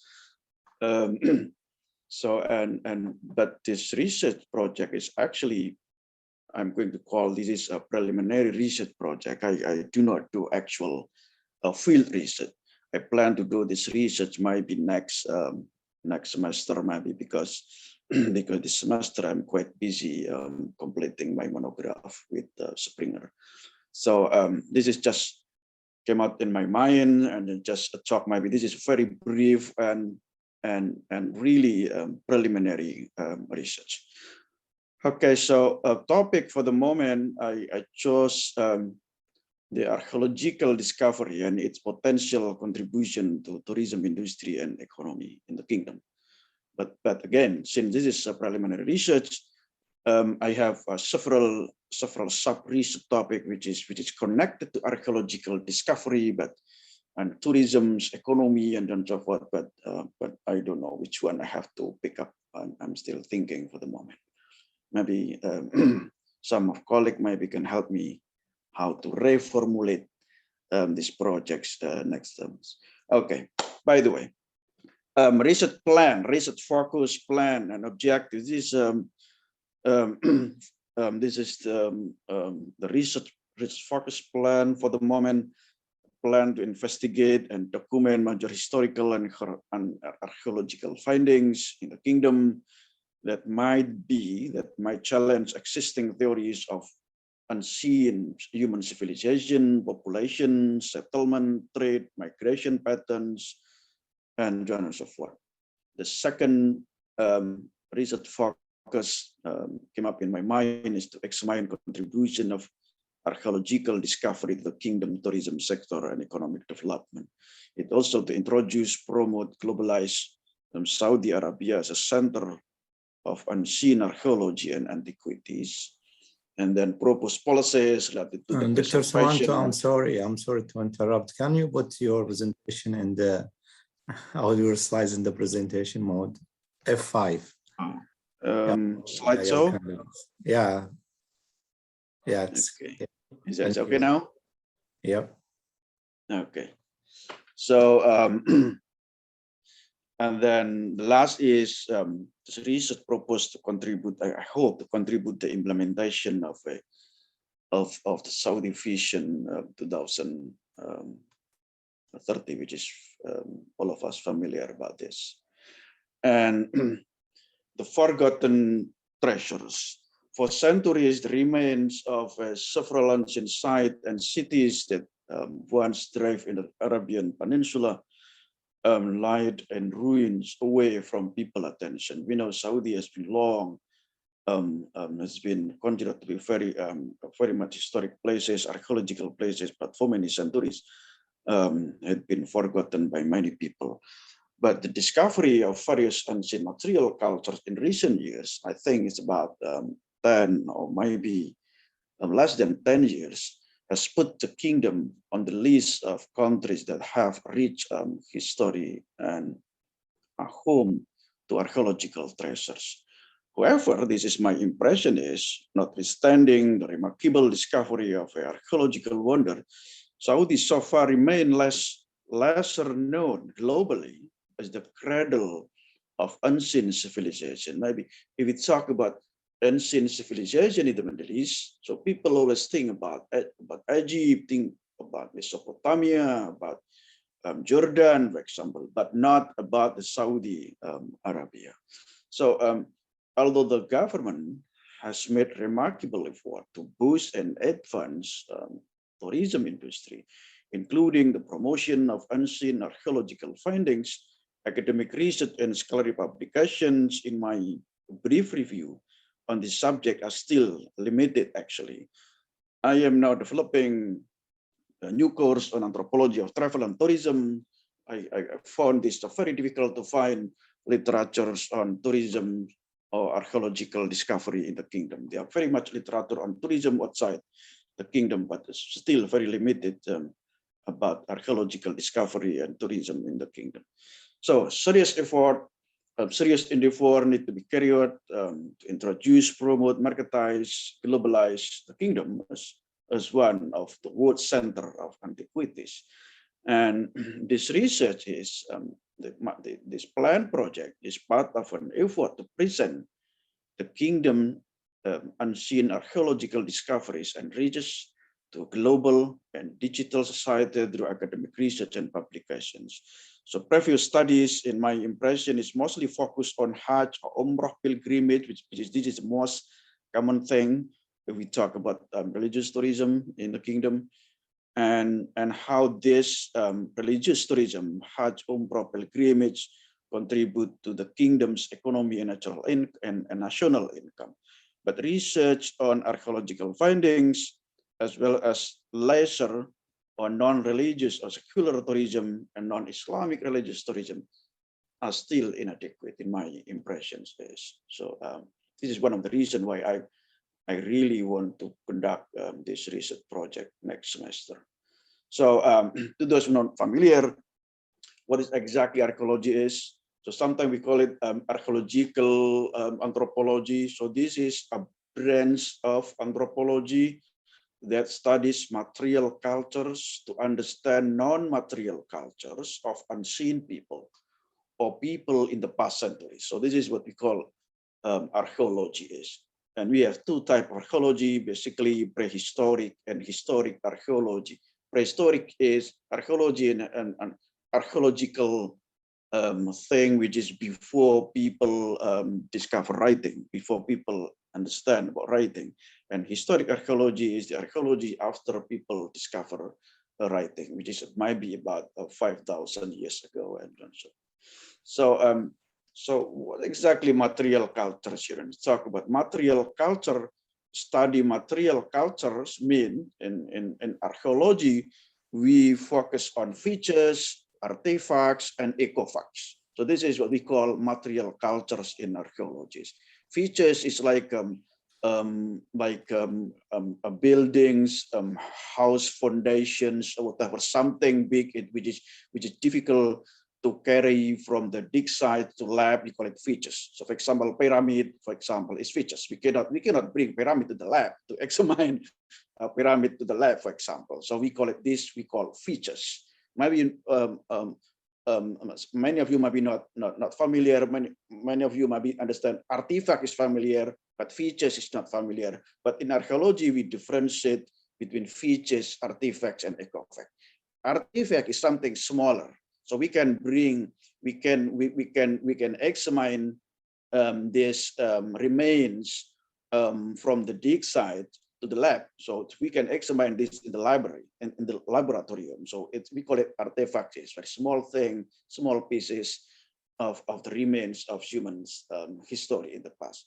And ecofacts, the difference is features and artifact is made by human, created by human, modified by humans.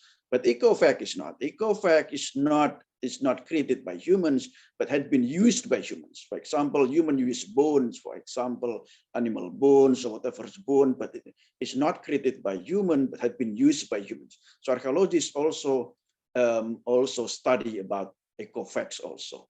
So this is when we talk about material culture, which is about features, artifacts, and ecofact, and basically. So, and how about culture is? So maybe we are familiar, we talk about culture in Arabic and others, but what exactly culture is? The kingdom has Ministry of Culture, but what exactly culture? Do we have the same view between culture in your own point of view and anthropological points of view? So we talk about culture in cultural anthropology. We refer to three things, which is very important to understand. First is everything that people have, basically. We talk about material possessions here. So features, artifacts thing is about material possessions.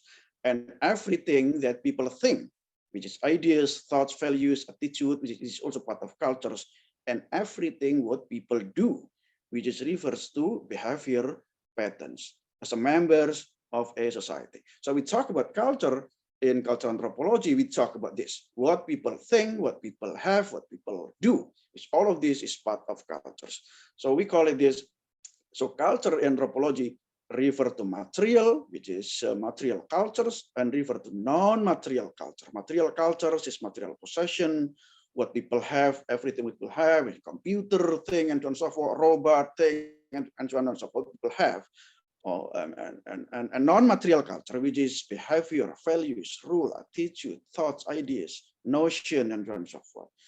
And archaeological discovery is of course, this is discovery by archaeological or physical anthropologists of features, artifacts, and ecofacts. This is basic understanding of what exactly archaeology and archaeological discovery. And archaeology is one of the branches of anthropology. So I myself was trained as sociology and cultural anthropology at Boston University, but I also studied archaeology actually. So archaeology is one of branches of anthropology. We have another branch like physical anthropology that study fossils. We have branch of a linguistic anthropology that study language and culture and so forth. My apologies if I have to give some short lecture here, Dr. Musa. But anyway, so this is interesting to talk about archaeological studies in the kingdom is actually we have very long road when studying about archaeological projects in the kingdom. Look at in the 1970s. Sumanto, if you don't mind. Can we wrap things up like in 2 minutes maximum, if you don't mind, so that we can take the break before the panel discussion, if you don't mind? May I have 5 minutes? By all means. But now it's the time for the break, especially for those who are gonna go for some prayer. But go ahead, since we have the break, you can go ahead. Okay. Yes, please. Okay. It's an interesting topic for all of us. So yeah. Yes. Thank you. Okay. So so as actually archaeological studies is very long in the kingdom, which is in the 1970s, the kingdom already has Directorate of Antiquities and Museum, which is led by Abdullah Hassan Nasri, which is actually he was the sole Saudi archaeologist actually at the time, and graduate of the University of Chicago, and he was the first author of a prehistory in northeastern Arabia. So we can see the many center of studies about archaeologists in the kingdom. But interestingly, even though archaeology has long history, but actually only in recent years, actually, that the kingdom has made serious effort to excavate historical and archaeological sites and promote its finding to international societies, which is actually it's only in recent years, and the kingdom very much serious about this issue. And as you know, as Saudi Arabia tries to open up the world and diversity its economy away from oil, which is we call it Saudi Vision 2030, the kingdom is banking, among other things, on tourism industry, among others, along with education, infrastructure, and so forth. And archaeological findings are one of major contribution to this industry. So this is the connection is. And then since past decade, Saudi Arabia, which is interestingly has discovered many things, tens of thousands, more than 50,000 artifact features, artifact and so, which is very impressive.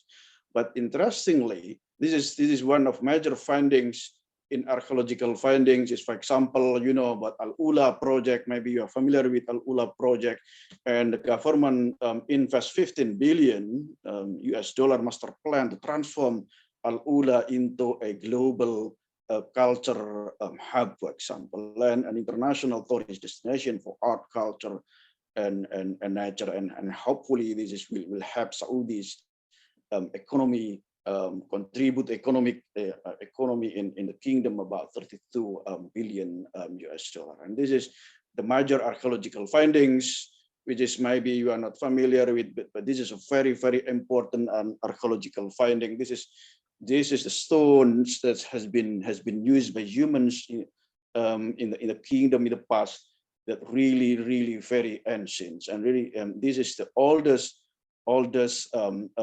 archaeological discovery has been discovered in the kingdom, and this changed the theoretical development of theories about human migration from Africa to Europe to others, and so forth, which is actually all the migration process in the past is actually through the kingdom. So this is just because time is very short, so I cannot explain this more detail, but there are many excellent discoveries in the kingdom. This is one. The second and other thing, this is discovery of the oldest finger bones in the kingdom, which is also interesting discovery. This fossil finger bone is the oldest adult bone to ever been discovered outside of Africa. So this is also challenged the theories of humans, evolution, migration, and so on and so forth. So tourism's industry, economic growth, and so on and so forth. This is very familiar, all of us, and the kingdom hope to by developing tourism can be added to the economy in the kingdom. So because timing, so I cannot discuss this more further. But interesting to find the fact that one of my research is also would like to propose religious and secular tourism. Religious, is for a long time Saudi Arabia has focused on Muslim religious tourism, like about Hajj, Umrah pilgrimage, and so on. but they neglect non-Muslim religious tourism, especially for Jews or Christians and secular tourism.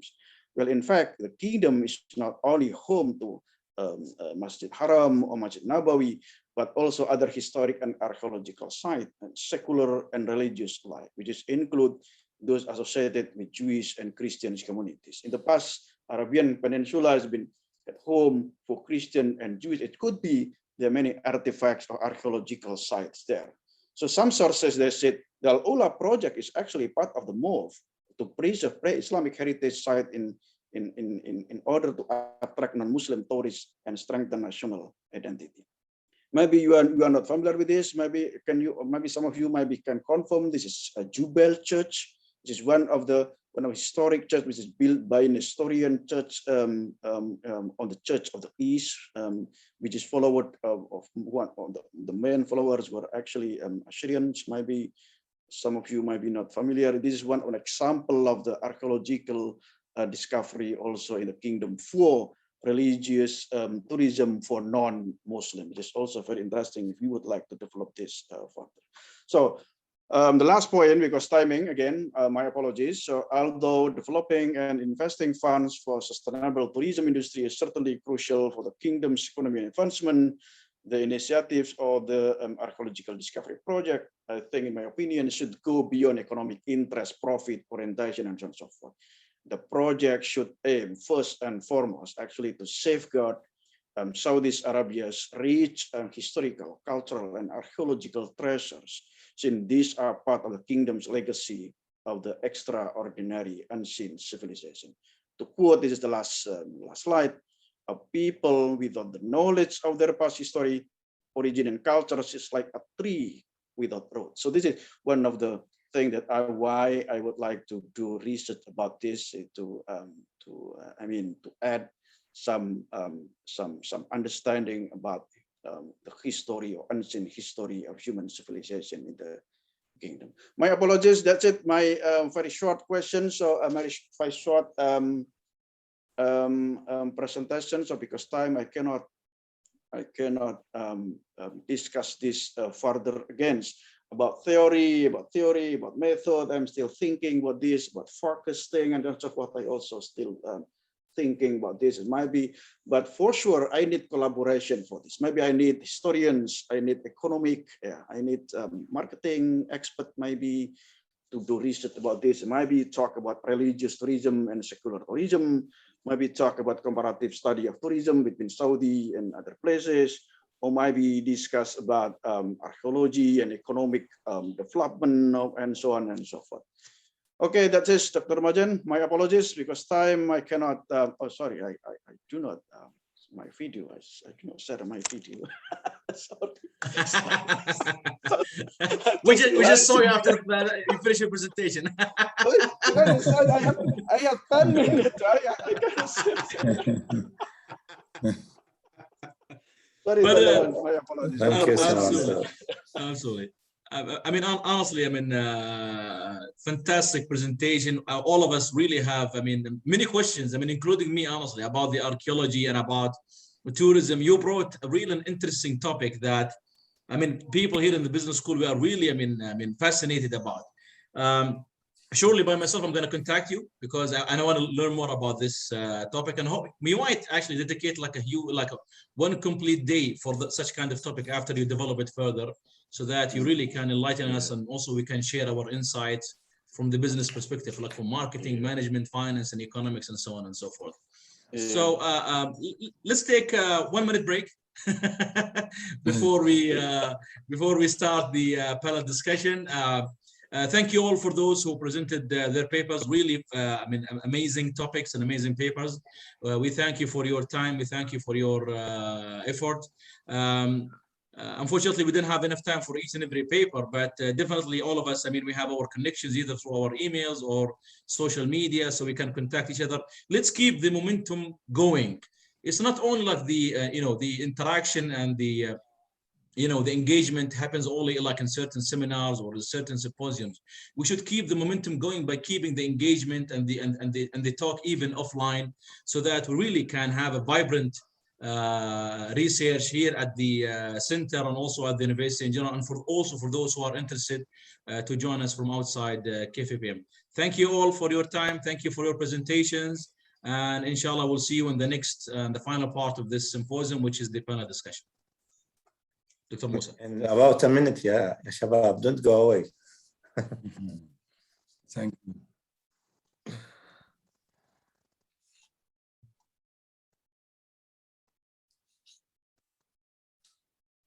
Is it done now?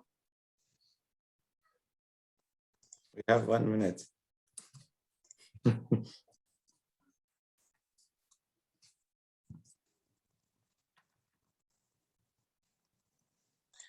I just added you, Sumanto, on LinkedIn, so so that again, like we can connect offline, and I'm really interested in this topic, to be honest with you. So I want to learn more about it. I had LinkedIn for a long time, but I never update my LinkedIn. I just updated a few days ago. Because business school needs a LinkedIn. Yeah. Yeah. I really want to talk about social science and business school, actually, how to introduce social science and business, and because there are many companies now, they begin to hire social scientists. Look at Microsoft is the biggest employer of social scientists in Microsoft. So Intel, Adidas, they all hire social scientists. It will become interesting why they hire social scientists. Why? So thank you very much, but I mean, we don't like to take much of the time since it is the panel discussion time. Yeah, we'll discuss this. The floor is yours, Dr. Nasser.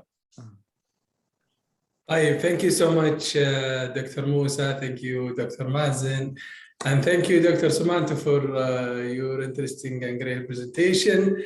Inshallah, now it's let's hope our speakers are already there. We have Dr. Ibrahim Al-Jabri and Dr. Amir Al-Jarallah. I'm not sure, Dr. Ibrahim, are you here? I can see Dr. Amir. Welcome, Dr. Amir. سهلا حياك ربي. حياك الله, شرفت, أهلا وسهلا. We'd like to see Dr. Ibrahim is there. Yes. Okay. Yes, I am here. Yes, حياك الله. Can you hear me? Yes, we can hear you. Allah yahyikum. Thank you, everyone. So would like to start the panel discussion is basically about the opportunities and challenges to conduct digital-based research in local context. We have 5 key topics we want to cover. We will start from a helicopter view, where we just try to start talking about the evolving digital landscape and all of these new technologies, how they will affect business research, and what are the key grand challenges in business and technologies and their impact on research. And then we will go to a more sort of interesting and relevant to local researchers in Saudi Arabia. What are the key topics and questions we should basically focus on in Saudi Arabia and in all sort of local context in different even countries? And then what are the challenges, what are the opportunities that we have in the local context? We'll finally conclude with the pandemic and its effect on research. So before we dive into the topic, I'd like to introduce our panelists today. We have 2 panelists. We have Dr. Ibrahim Al-Jabri and we have Dr. Amir Al-Jarallah. We'd like to welcome both of them. Dr. Ibrahim Al-Jabri, he's a professor of MIS in KFUPM, and he got his PhD from Illinois Institute of Technology.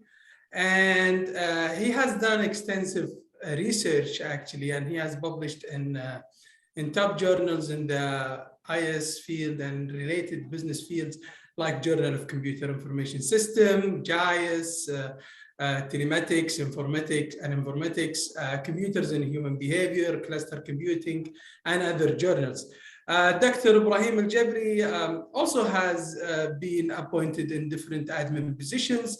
He was the Deputy Director of the ITC, the Information Technology Center. He was Director of the Program Assessment at KFUPM. He was also the Dean of Library Affairs.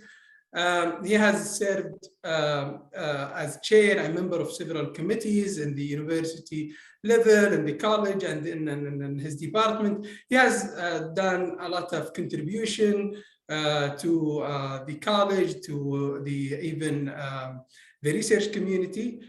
So he would be a great panelist to have today. Also, we have our guest, Dr. Amir Al-Jalallah, who's Assistant Professor of MIS at College of Business Administration in King Saud University. He has a PhD and a Master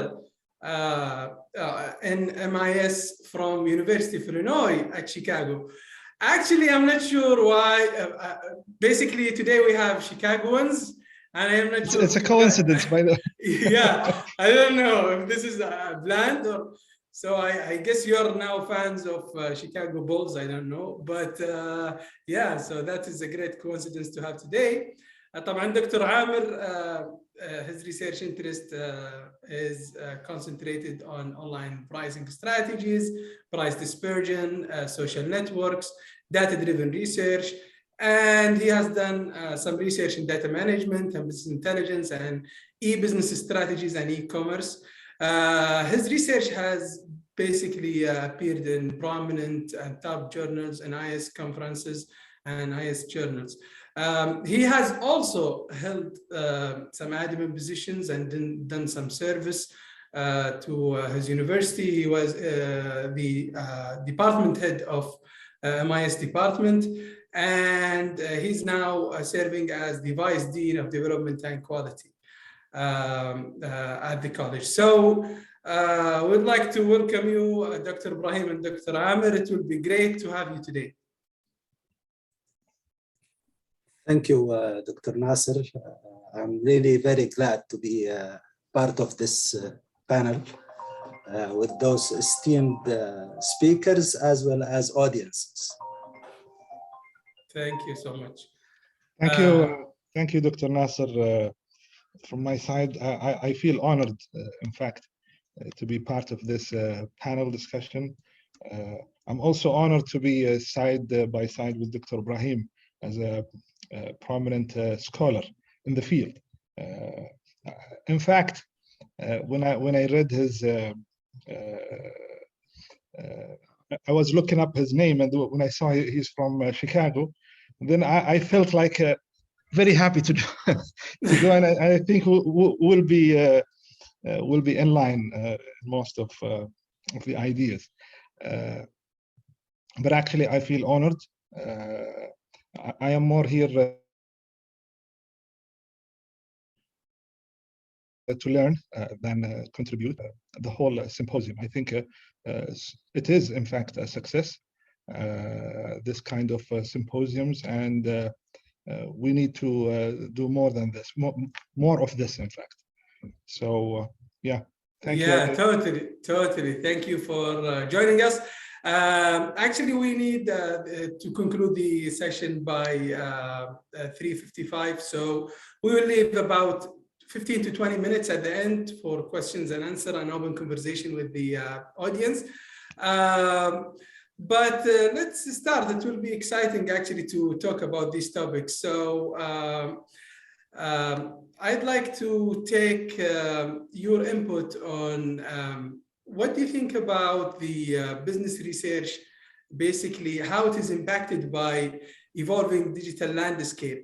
So we have today, these different technologies that are basically disrupting businesses. They are changing how businesses is conducted, how basically even governments are basically handling their tasks to manage the society and the government. So basically, this question or this topic has two main facets. We would like to learn about these big technologies like big data, artificial intelligence, blockchain, what are their basically impact on researchers such as the audience and yourselves? And also the other facet is about basically what are the opportunities that are associated with these basically technologies impact on businesses. So there are some opportunities and research opportunities related to these technologies and their impact on business. This is one side that we want to hear your opinion about. And the other side on research, basically, on doing research, what are the impact of these technologies? So I'd like to start with Dr. Ibrahim, if you can take the mic. Okay. Now, with technology, there's really a huge change in the landscape of business research. Businesses now investing heavily in information technology, and they expect a return on investment. And this is really a challenge in the era of technology. We know in economics, the production function, the old Cobb-Douglas production function is labor and equipment or capital. Equipment and capital. Where is the technology part of it? It's anything deviation from, so at that time, they look into the labor and equipment. Now we have something really intangible, something you cannot touch.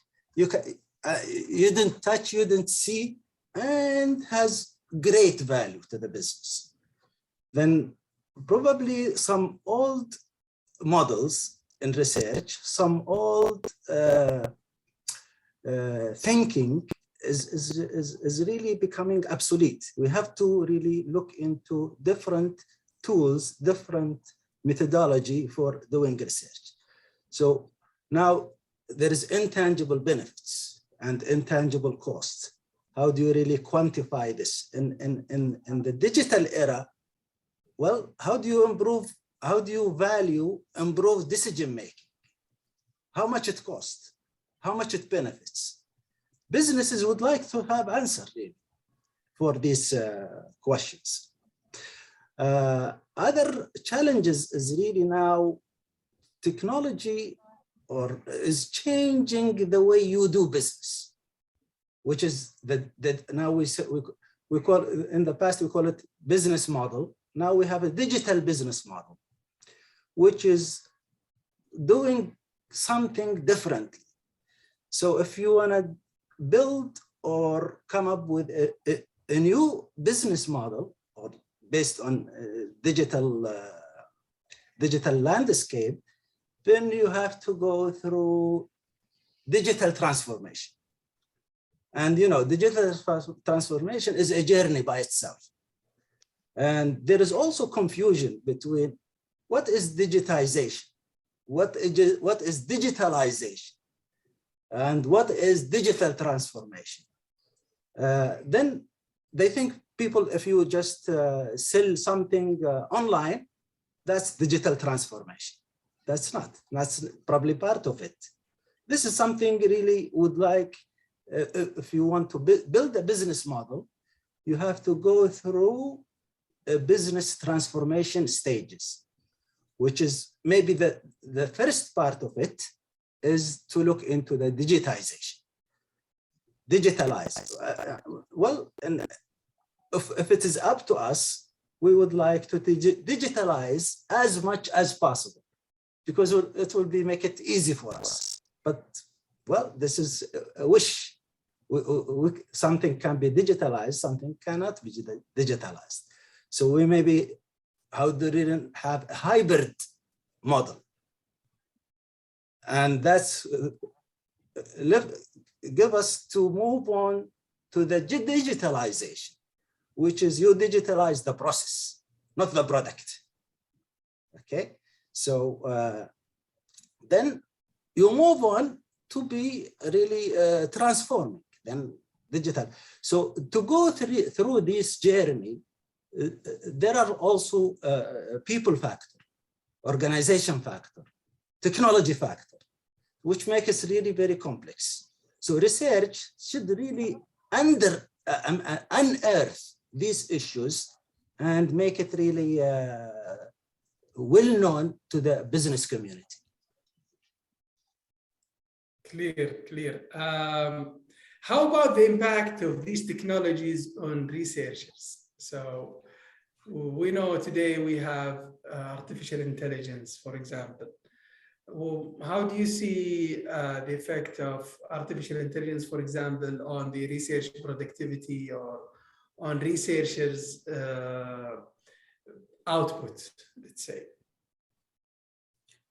Well, artificial intelligence is umbrella for many technologies, including voice recognition, robotics, expert system, neural network, genetic algorithm. So it's not really one under one segment, but why we need artificial intelligence, especially in business. In business, we do it for making good decisions. We would likely now we are in the era of big data. Big data, human being will not be able really to process and comprehend this big data. So we need artificial intelligence, we have analytics to help us really to come up with informed decisions. But again, at the end of the day, who makes the decision? Not the AI. It is the human being. The AI give a recommendation, okay? But again, we have to be cautious on these recommendations. Sometimes these recommendations based on data.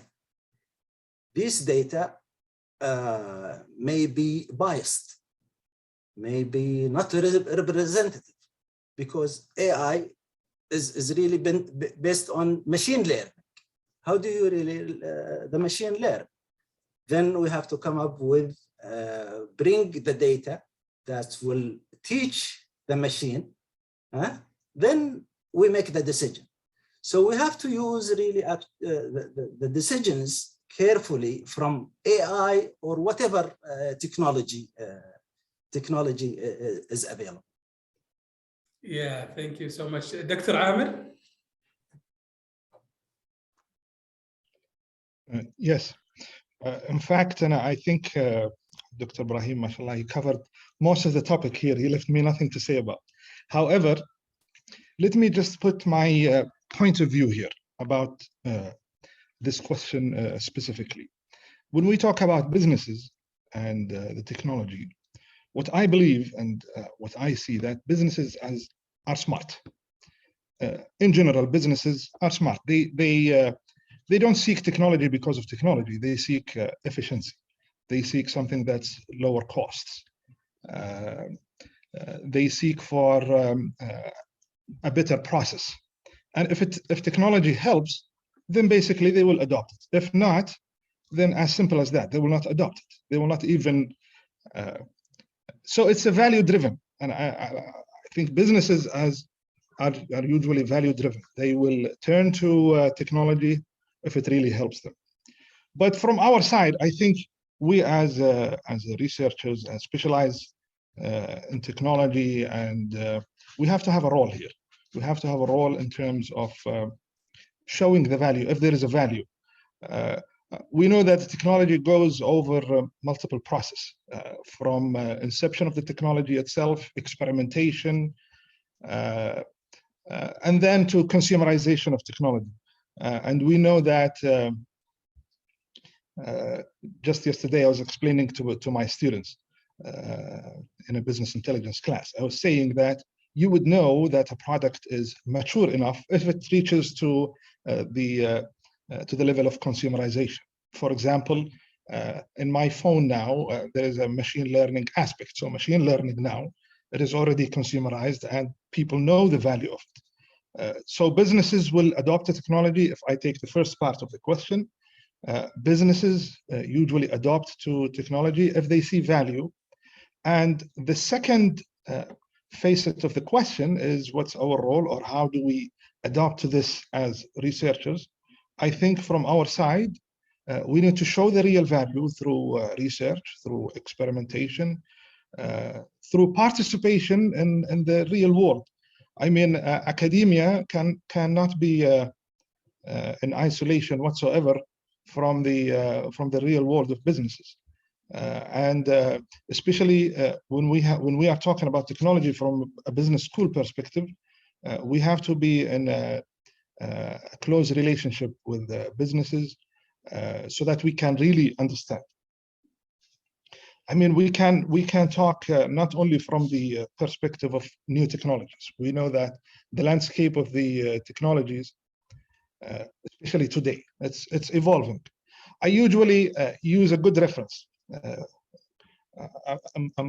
I'm sure that all of you are aware of the hype cycle, for example. The hype cycle from Gartner.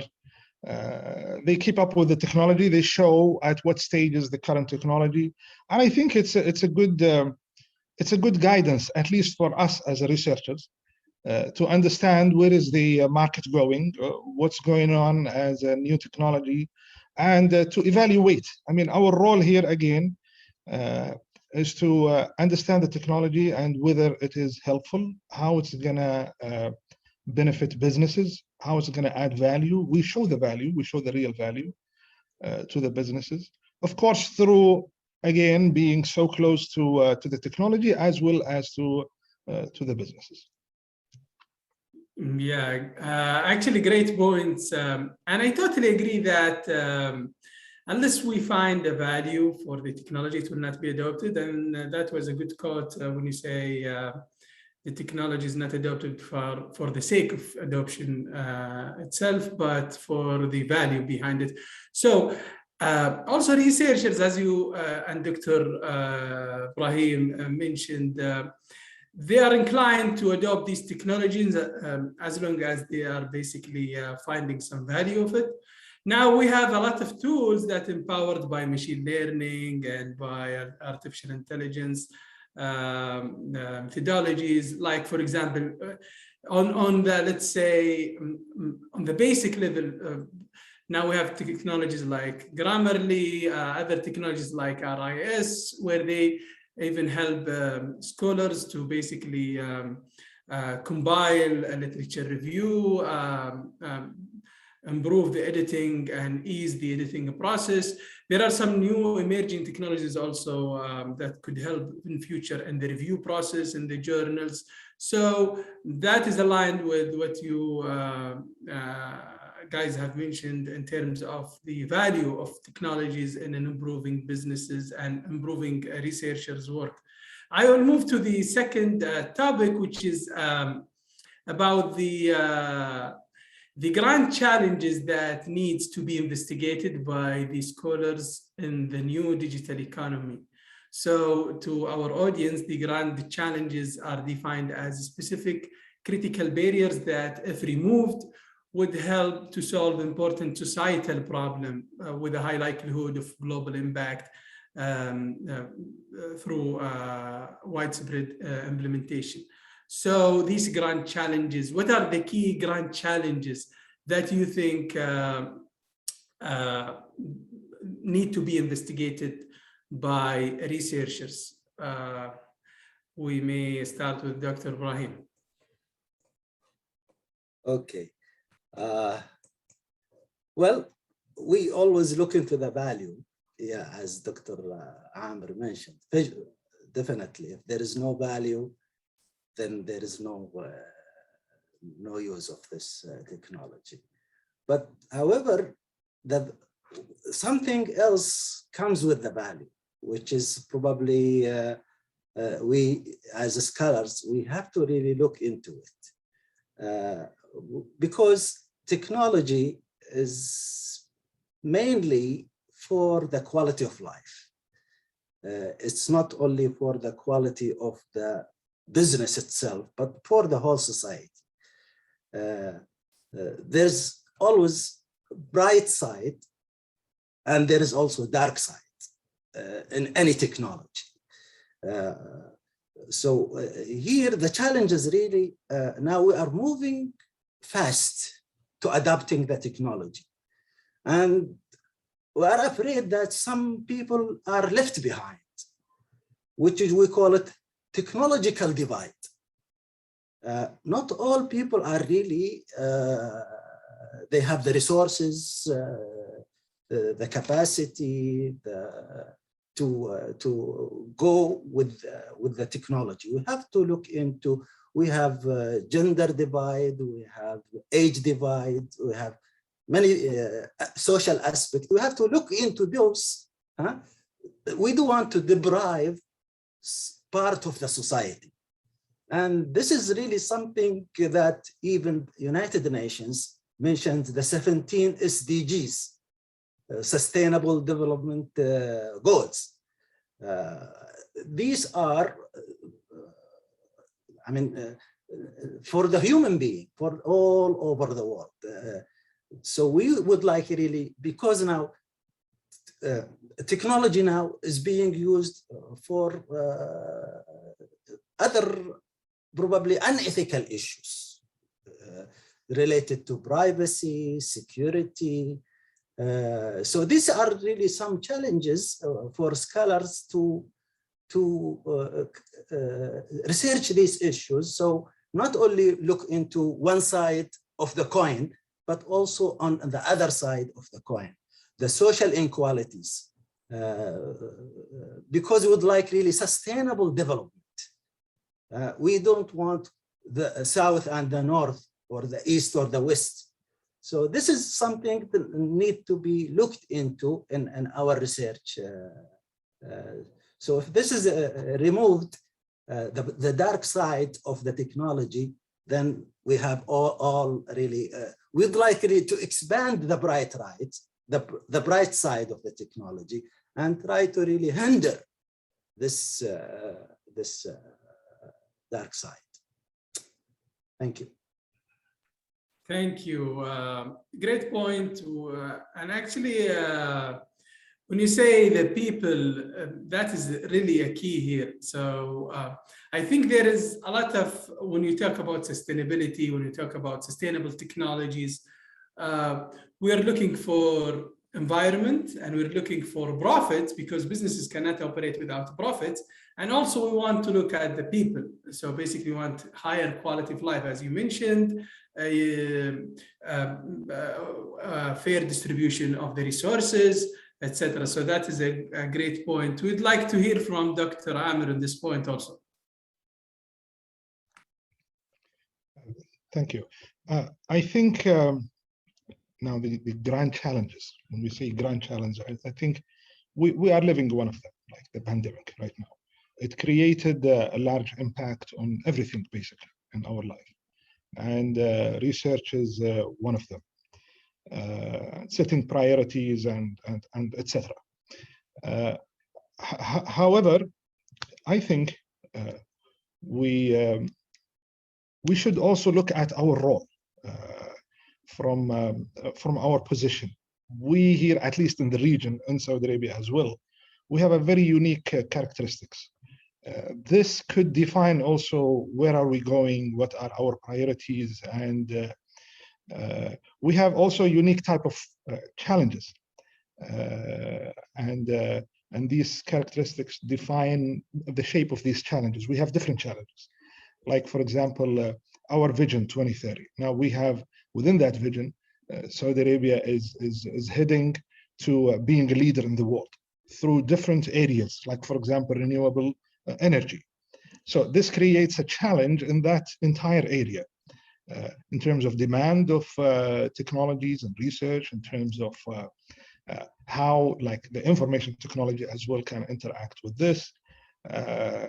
It also creates another challenge, and when we are going global with these leading technologies. Also, I mean, we have just seen the previous session was talking about archaeology, and I think the professor mentioned may he pardon me, I forgot his name, but he mentioned about Al-Ula. Okay, Al-Ula is one of important sites in Saudi Arabia. It's not the only one. We have maybe tens or hundreds of some other sites that create a pressing issue in discovery and the new technologies we use, our position in the world, how we can either market this or how does this interact with the tourism. So we have a unique characteristics. This calls for a new type of challenges in this research and in the area.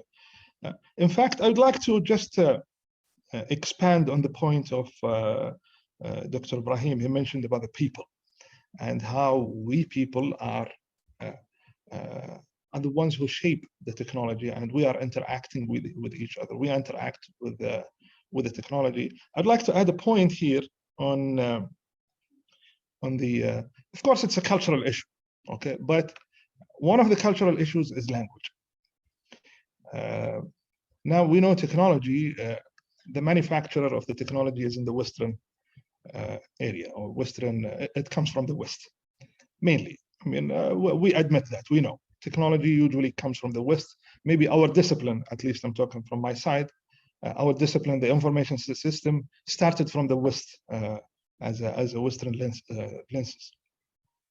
Or it's like in one of research we have worked on, and I think it was rejected many times because of this word we are saying. We say that information system is influenced by the Western lenses, or influenced largely by the Western lenses. This leads us to understanding the technology in a different way. We might not see that, we might not feel that directly, but I think it is part of how do we feel, how do we interact, how do we understand. For example, Dr. Ibrahim mentioned the word digitization, digitalization, and digital transformation. These are three different concepts. However, if you want to explain this to everyone else, if you want to transform this into a business action, business plan, so how do the people understand it? How do you translate this in Arabic? How do you say it? Do you say raqmana or al-anzima? What exactly? Okay. Now they use the word raqmana. Okay. I usually say that raqmana is not a proper word. For example, okay, maybe you agree with me, maybe you disagree, but it's a new thing, and it's so hard. How do we translate this? How do we talk about it? Okay. I mentioned I have some examples here, and please stop me if I take a long time in this, because in fact this interests me a lot. For example, actually, it's great that we're now covering even the third topic and the fourth topic when you talk about the local. So you're fine. Just go ahead. Sure. So we talk about, for example, green IT. Okay, when you take a direct translation to this, you'd say تقنية الخضراء. Now, if you hear yourself, you don't make sense. Okay, or actually you make no sense. What is al-khadra in our language? In our expression, when we say khadra, we mean the color. We mean the greenery. Okay, but we don't mean the environment and the recycling concepts or conservative or something like this. So this is where it comes. Let's say the gap in between what actually meant and what is and our understanding. So I think this is one of the biggest challenges, is how do we understand technology when we take it from the source directly without, in fact, adopting it, or at least properly translating it into our local context. I have so many other do you think so many other examples, but yeah, sure. Yeah, it's fine. So do you think that the translation, or there is some area here needs to be basically investigated by researchers? This is an academic inquiry to basically try to link this gap. So we know, as you mentioned, we are basically technology consumers. We are not producers of the technology. So is it a solution that, wallah, let's try now to say and reflected in the culture of Saudi Arabia or in Arabic culture, so in even any non-Western culture, what are these concepts could be, I mean, transferred or translated to the local context or to the local language? If this is a solution, are you proposing that this should be a research priority or a scholarly priority, translation and moving these concepts? Well, actually, we all, I think we all know that we have, I would say, so little or rare amount of research on technology in Arabic. Even us, we talk about technology in English. This dialogue right now, we have it in English. Our research we publish and we get promotion and everything, it's all in English. But when we go to businesses, we talk in Arabic. When we go to the government and we participate in initiatives and so on, we talk in Arabic. So it is us, okay? Those who are basically make the transition between the technology and the meaning of the technology and the practicality so what we need, I think, I'm not proposing a certain solution, but I think some solution has to be there. I think it is our role to, or actually we have to increase our role in making this connection between the source of the technology itself and the practicality of it. I think a few years ago, 2 or 3 years ago, there was this initiative to take or to create a translation of all terminologies and I think data science. And it was sponsored by the Ministry of Communication and Information Technology. This was a very good step, in fact, because I think it was the first document that is official that states the proper translation of, for example, let's say business intelligence or logistic regression as part of, I mean, not necessarily logistic regression, because maybe the statisticians will be against me right now, but some like other relevant to data science, for example, and methodologies there. So I think there are actually a few steps, but still it's not enough. Yeah. If I ask one question, question. I know you have that program in King Fahd University, and we have that program, business analytics. How do you translate it? Usually it's hard, really. Yeah. You see what I mean? Now to get to just explain my point here. Now we have this whole discipline. We are giving degrees on business analytics, and still we cannot translate it to the people. Yeah, and the thing, I really commend you on this. And I don't like the direct, like for example, تحليلات الأعمال. It's not. Yeah. One of the things, for example, this is a good example for translation. When they say, for example, airport to matar, that was a great terminology that's been translated to Arabic. So we need to take the local culture. We need to make a meaning. We don't have to just say, airport, just, منفذ هوائي or whatever. So that is a good point. I'd like to move to Dr. also Ibrahim to hear. We are already talking about the research priorities now in Saudi Arabia in the local context. So Dr. Amir, he mentions the link between these basically different translation challenges, moving these concepts to the local context. So what do you think, Dr. Ibrahim, as the primary and secondary research opportunities and priorities in Saudi Arabia? First of all, I would like really to thank Dr. Amir for bringing the language. It's really very important element in doing research. And the problem that we have problem in the translation, because we don't do research in Arabic, we do research in English. Okay, so even the way we think in English. So we try to translate linguistically, not semantically. Okay, because we should look not just this word. You have to look into the context. So that's really something I would like really thank you again for bringing this issue. This is very important for the local context. The language, if you would like really to boost and localize the technology, is really to use your language. Because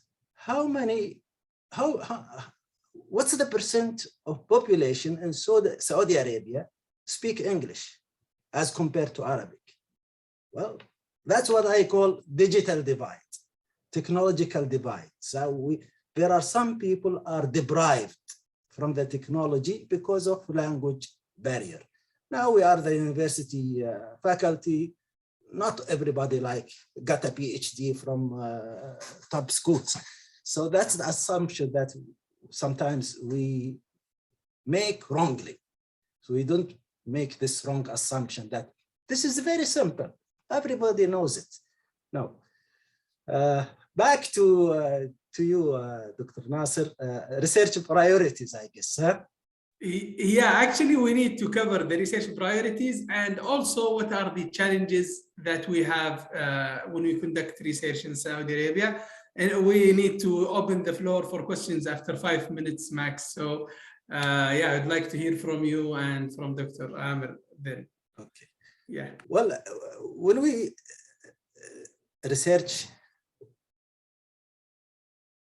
which is the impact of research, okay? Now, the impact of it on business or on individuals, on business and society, okay? Mostly now, business is covering, taking the upper hand in the market.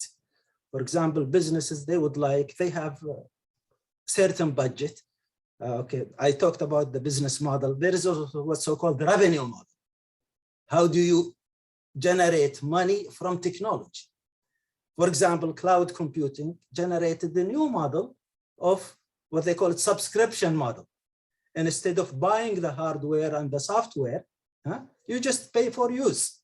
So they changed the revenue model from buying a software and server and installing this in your premise. You don't have to do that. So they found really good, opportunities here and cloud computing. So this is something. Because companies, they have limited budgets. We also, in economics, we always say scarce resources.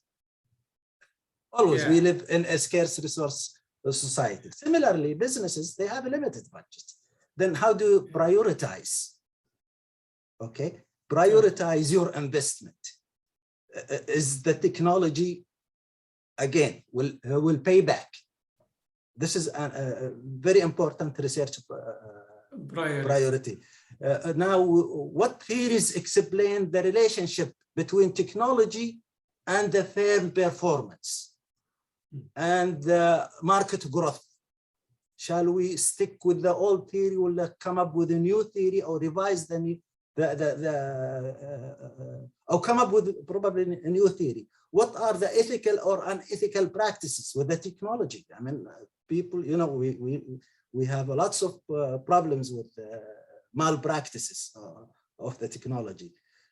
We have to look into different, now the research model becoming very complex. And you would like to include as many variables in your research model so that you really understand the dependent variable. But that's sometimes you need to look into not direct effect, probably the moderating effect, the mediation effect, the control variables. So these are, again, we have to look into it from different perspectives. There are issues now related to trust. People, shall I trust technology? Security, another issue we have to tackle as privacy. I think that Dr. Mazen mentioned have a talk about the privacy. Privacy. What about the yeah. challenges, yeah, Dr. As a prominent scholar in the field, what do you see as challenges for researchers? Do you think we still have this long issue with data availability? What are the key challenges, if we can provide us with your insights on the challenges that are facing researchers in the digital economy today in Saudi Arabia or in the local context? Yeah, data always there, always as a problematic. Not only the availability, but also the accuracy of the data. Sometimes you get data from different sources. They are contradicting each other. So you have to really come up with really so-called triangulation. Look into the data from different sides so that you really minimize the deviation. And because, well, in technology and information system, we say if it's not accurate, your output will not be accurate. So, I mean, you are just crunching wrong data, so your output will be wrong. So availability, maybe we need user-friendly tools. Now, like statistical tools, maybe these are things that probably we would like to. Yeah, thank you. Other things, issues related to the governance of the digital society, because we can see misinformation. Yeah. So policy, regulations, formulating rules, so we can really do a good research. Thank you. Yeah, great point. Thank you, Dr. Ibrahim. I would like to conclude with Dr. Amir, how you see the challenges that are facing researchers in the local context before we open the for maximum 2 minutes, so we can open the the floor for questions. Well, I think the great challenges are the way we orient ourselves as researchers. You see, I mean, maybe we have some experience studying in the US and in the UK, somewhere here and there. And we've seen different cultures of those universities. We live in our universities here, and I think our culture is totally different in terms of how we conduct research, the research process itself, how it starts, how it's actually conducted, and then how it's published. For example, in the US, I remember when I was studying, at least during my PhD studies, when I go to every professor's office, they have like a board where they have deadlines of conferences. They have proper papers, for example, that are going to be published. So this tells you that people are on the run all the time. There is a research to be produced. There is a deadline we have to meet. And not only that, we meet on a weekly basis. We discuss research, not from a professor's point of view only, but also from new students. We have business leaders who can come and talk. So this gives us a feeling that we have a big role to do. We have a research to finish. We finish one research, let's go to the other one. But when you look at this culture here, you go to the college, you find only offices. That's it. And maybe we have these kind of challenges. I know. I mean, we've talked. Talked about different issues like data and governance and all of these things. I agree, but I think this is an additional challenge in terms of like at least talking to each other, exchanging ideas, collaboration. One research I've done, I was doing bibliometric studies. So we look at the social network of researchers. Okay, and I found that in the US, it is like everything is mingled together. Everybody's doing research with everyone. Okay, that means there is a research production all the time, and ideas are there, and it is like very, very intense type of research. When I look at the research in the UK, for example, it is scattered. UK is a little bit different. They have small groups and they do research. Still, they have groups, but it's smaller in size compared to the US. I am still in the process of discovering the social networks. I hope you will have enough data. I have the data, in fact. Okay. And but still, I'm doing analysis. I mean, that would be interesting data to look at. Yeah. I suspect that we have very low type of connection. Yeah, I agree. Between each other. So this creates a challenge, a great challenge, in fact. Thank you so much for the great points, the culture, all of the issues that you have raised. We'd like to open the floor for our audience because we have only 5 minutes to close this panel. We have Dr. Amir Al-Abbasi. Amir Abbasi, you can, Amir, please. Okay, thank you, Dr. Nasser.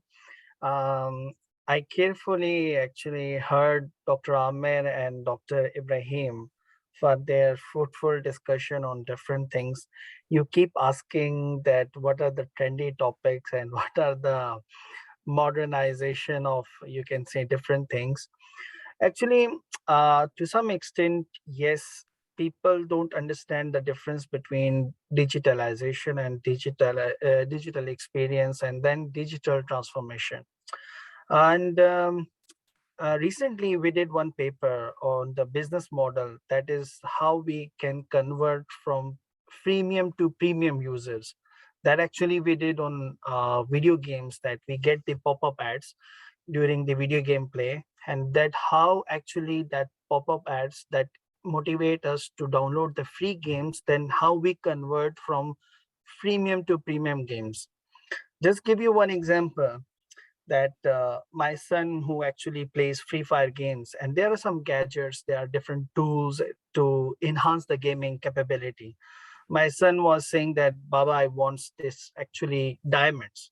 The diamonds price is something like, you can say, I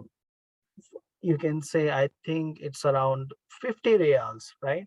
So you can see that how actually they motivate the users to go for premium. This is the business model. This is the digital transformation, right? And when we talk about the new ideas about doing a research, if we convert several business models through different things and then we understand their behavior, we have multiple researches. There is one concept that Dr. Ahmed says about the language perspective. You remember, Dr. Nasser, when we inquired each other about doing a research from in the perspective of Saudi people, right?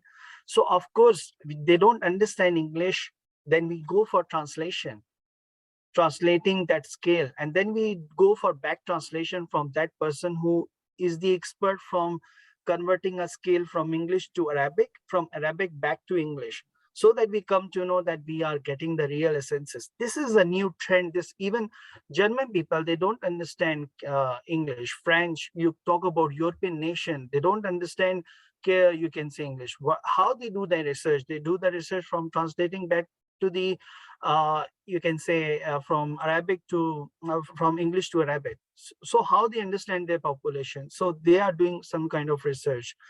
And another thing is this one about implementing AI. How I feel usually technology, I'm not really very impressed by the technology. Like you say, big data. Big data can give you good results only if a good human or intelligent human gives good queries to them. Because if you don't give good queries to big data and mining tools, they will not give you a good result. This is again like a doing a research qualitatively. If you don't give if you don't manually code the data, and then when your manual coding is done, then you convert from manual to software, then it's a good. Yeah, Dr. Amr, very great points actually. You second the panelist on the translation challenges, and we totally agree that you need human interaction with the big data to improve the accuracy. We would like to, if any of our panelists would like to respond to your comments, because we will have less than 1 minute to leave the floor to Dr. Moussa for the final remarks. Dr. Nasser, I have something to say, unless yeah, if it's quick, please. Yes, it's quick. Just it's like just something. It's like a comments and also questions. Just because Dr. Prof. Ibrahim mentioned that digitalization and digital transformation is leading. This is what I at least understood is leading the adoption of technology.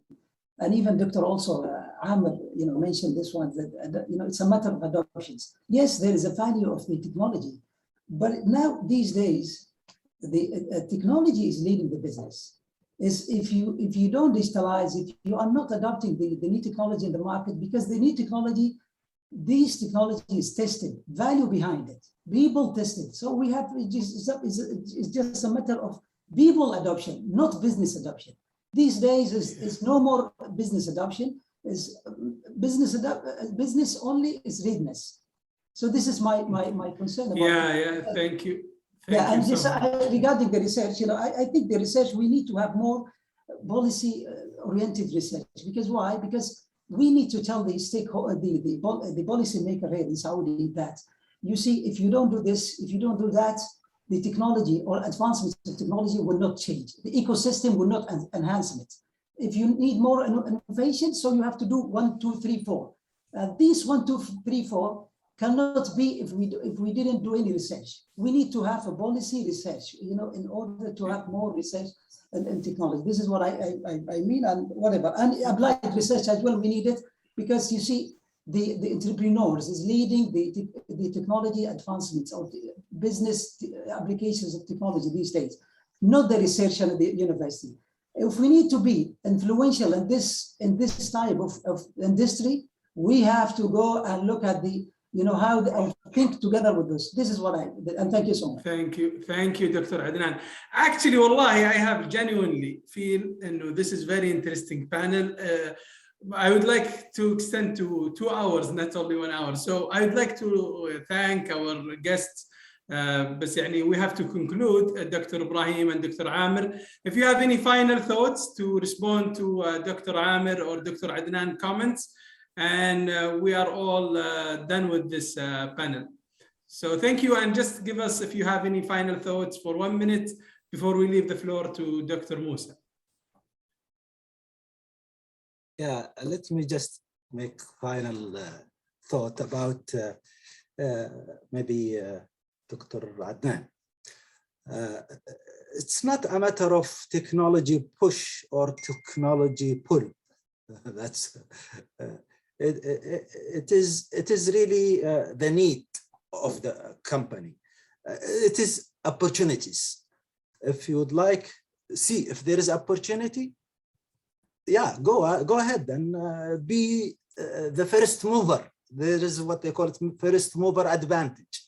That you just don't be a follower. But this is expensive sometimes move. You have to have really a good budget to, in case of failure, you absorb this. And usually these big companies, they do that. Small companies cannot afford it because of limited budget. This is one thing. The other thing about the grand challenges, now research, and I will allude to what Dr. Amr mentioned, the social network. He's right. Now research is not one-man research, because if I want to tackle a business problem, I need someone in management, someone in engineering, someone in accounting, someone in computer science, someone maybe in medicine. All of us work together to solve the problem. So we have to come up with really multidisciplinary research group from different expertise. We can tackle this problem. And that's unfortunately, we are not doing this. This is why we are having this center, Dr. Alhin. Okay, thank you very much. Yeah, thank you so much. Dr. Amr, thank you so much for joining us. Any final thoughts before we leave the floor to Dr. Musa? Actually, I really thank you for this opportunity. Maybe I'll just say one last statement here. Especially after COVID, now we are seeing the world through the lenses of technology. And I think this shapes a lot of things that we provide as academicians in terms of our research priorities, programs, and the way we deal, the way we teach, and everything else. So it is actually disrupting. It has changed tremendously the way we work and our prioritization and everything else. Again, I thank you, Dr. Nasser. I thank also Dr. Ibrahim. Again, what an honor. I thank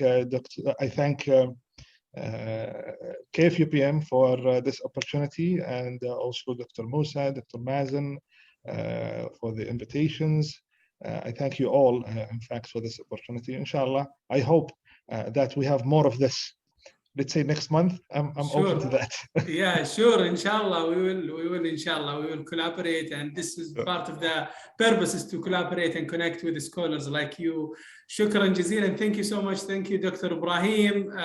Thank you, Dr. Amr. Thank you all of our audience. The floor is yours, Dr. Musa. Thank you, Dr. Nasser, and thank you, Dr. Ibrahim and Dr. Amr. This is really interesting panel discussion. As Dr. Nasser said, we should give it maybe more time next time. We'll allocate more time for this. Yeah, since there are some questions not answered. Myself, I have a question, but the time is up. Yeah, so at the end, this is the last of our research symposium, but it is not the least. We have, inshallah, more events to come. And I thank everyone today for the great engagement. We have a wonderful presentation, great speeches, and also questions really from the audience. As also Dr. Mazen said, we're gonna keep the momentum up, and we will hopefully, inshallah, heading for a larger event, inshallah, in the future, a conference, inshallah, that we will have you guys, inshallah, all of you in person here, welcoming you at KFUPM. And it is not like one day. I know it has been a long day, but we will have been like 3 long days with all excitement and research going up. So thank you all. Since we are concluding, I want to thank all who participated, who was here as audience, and the organizer. Actually, couldn't be there without the help of our brothers actually in the center. There were great help, great support, and inshallah we will have more engagement in the future. Thank you, and we'll see you inshallah soon in the future in our next research adventure. Thank you so much. Thank you, everyone. Thank you. شكرا جميعا.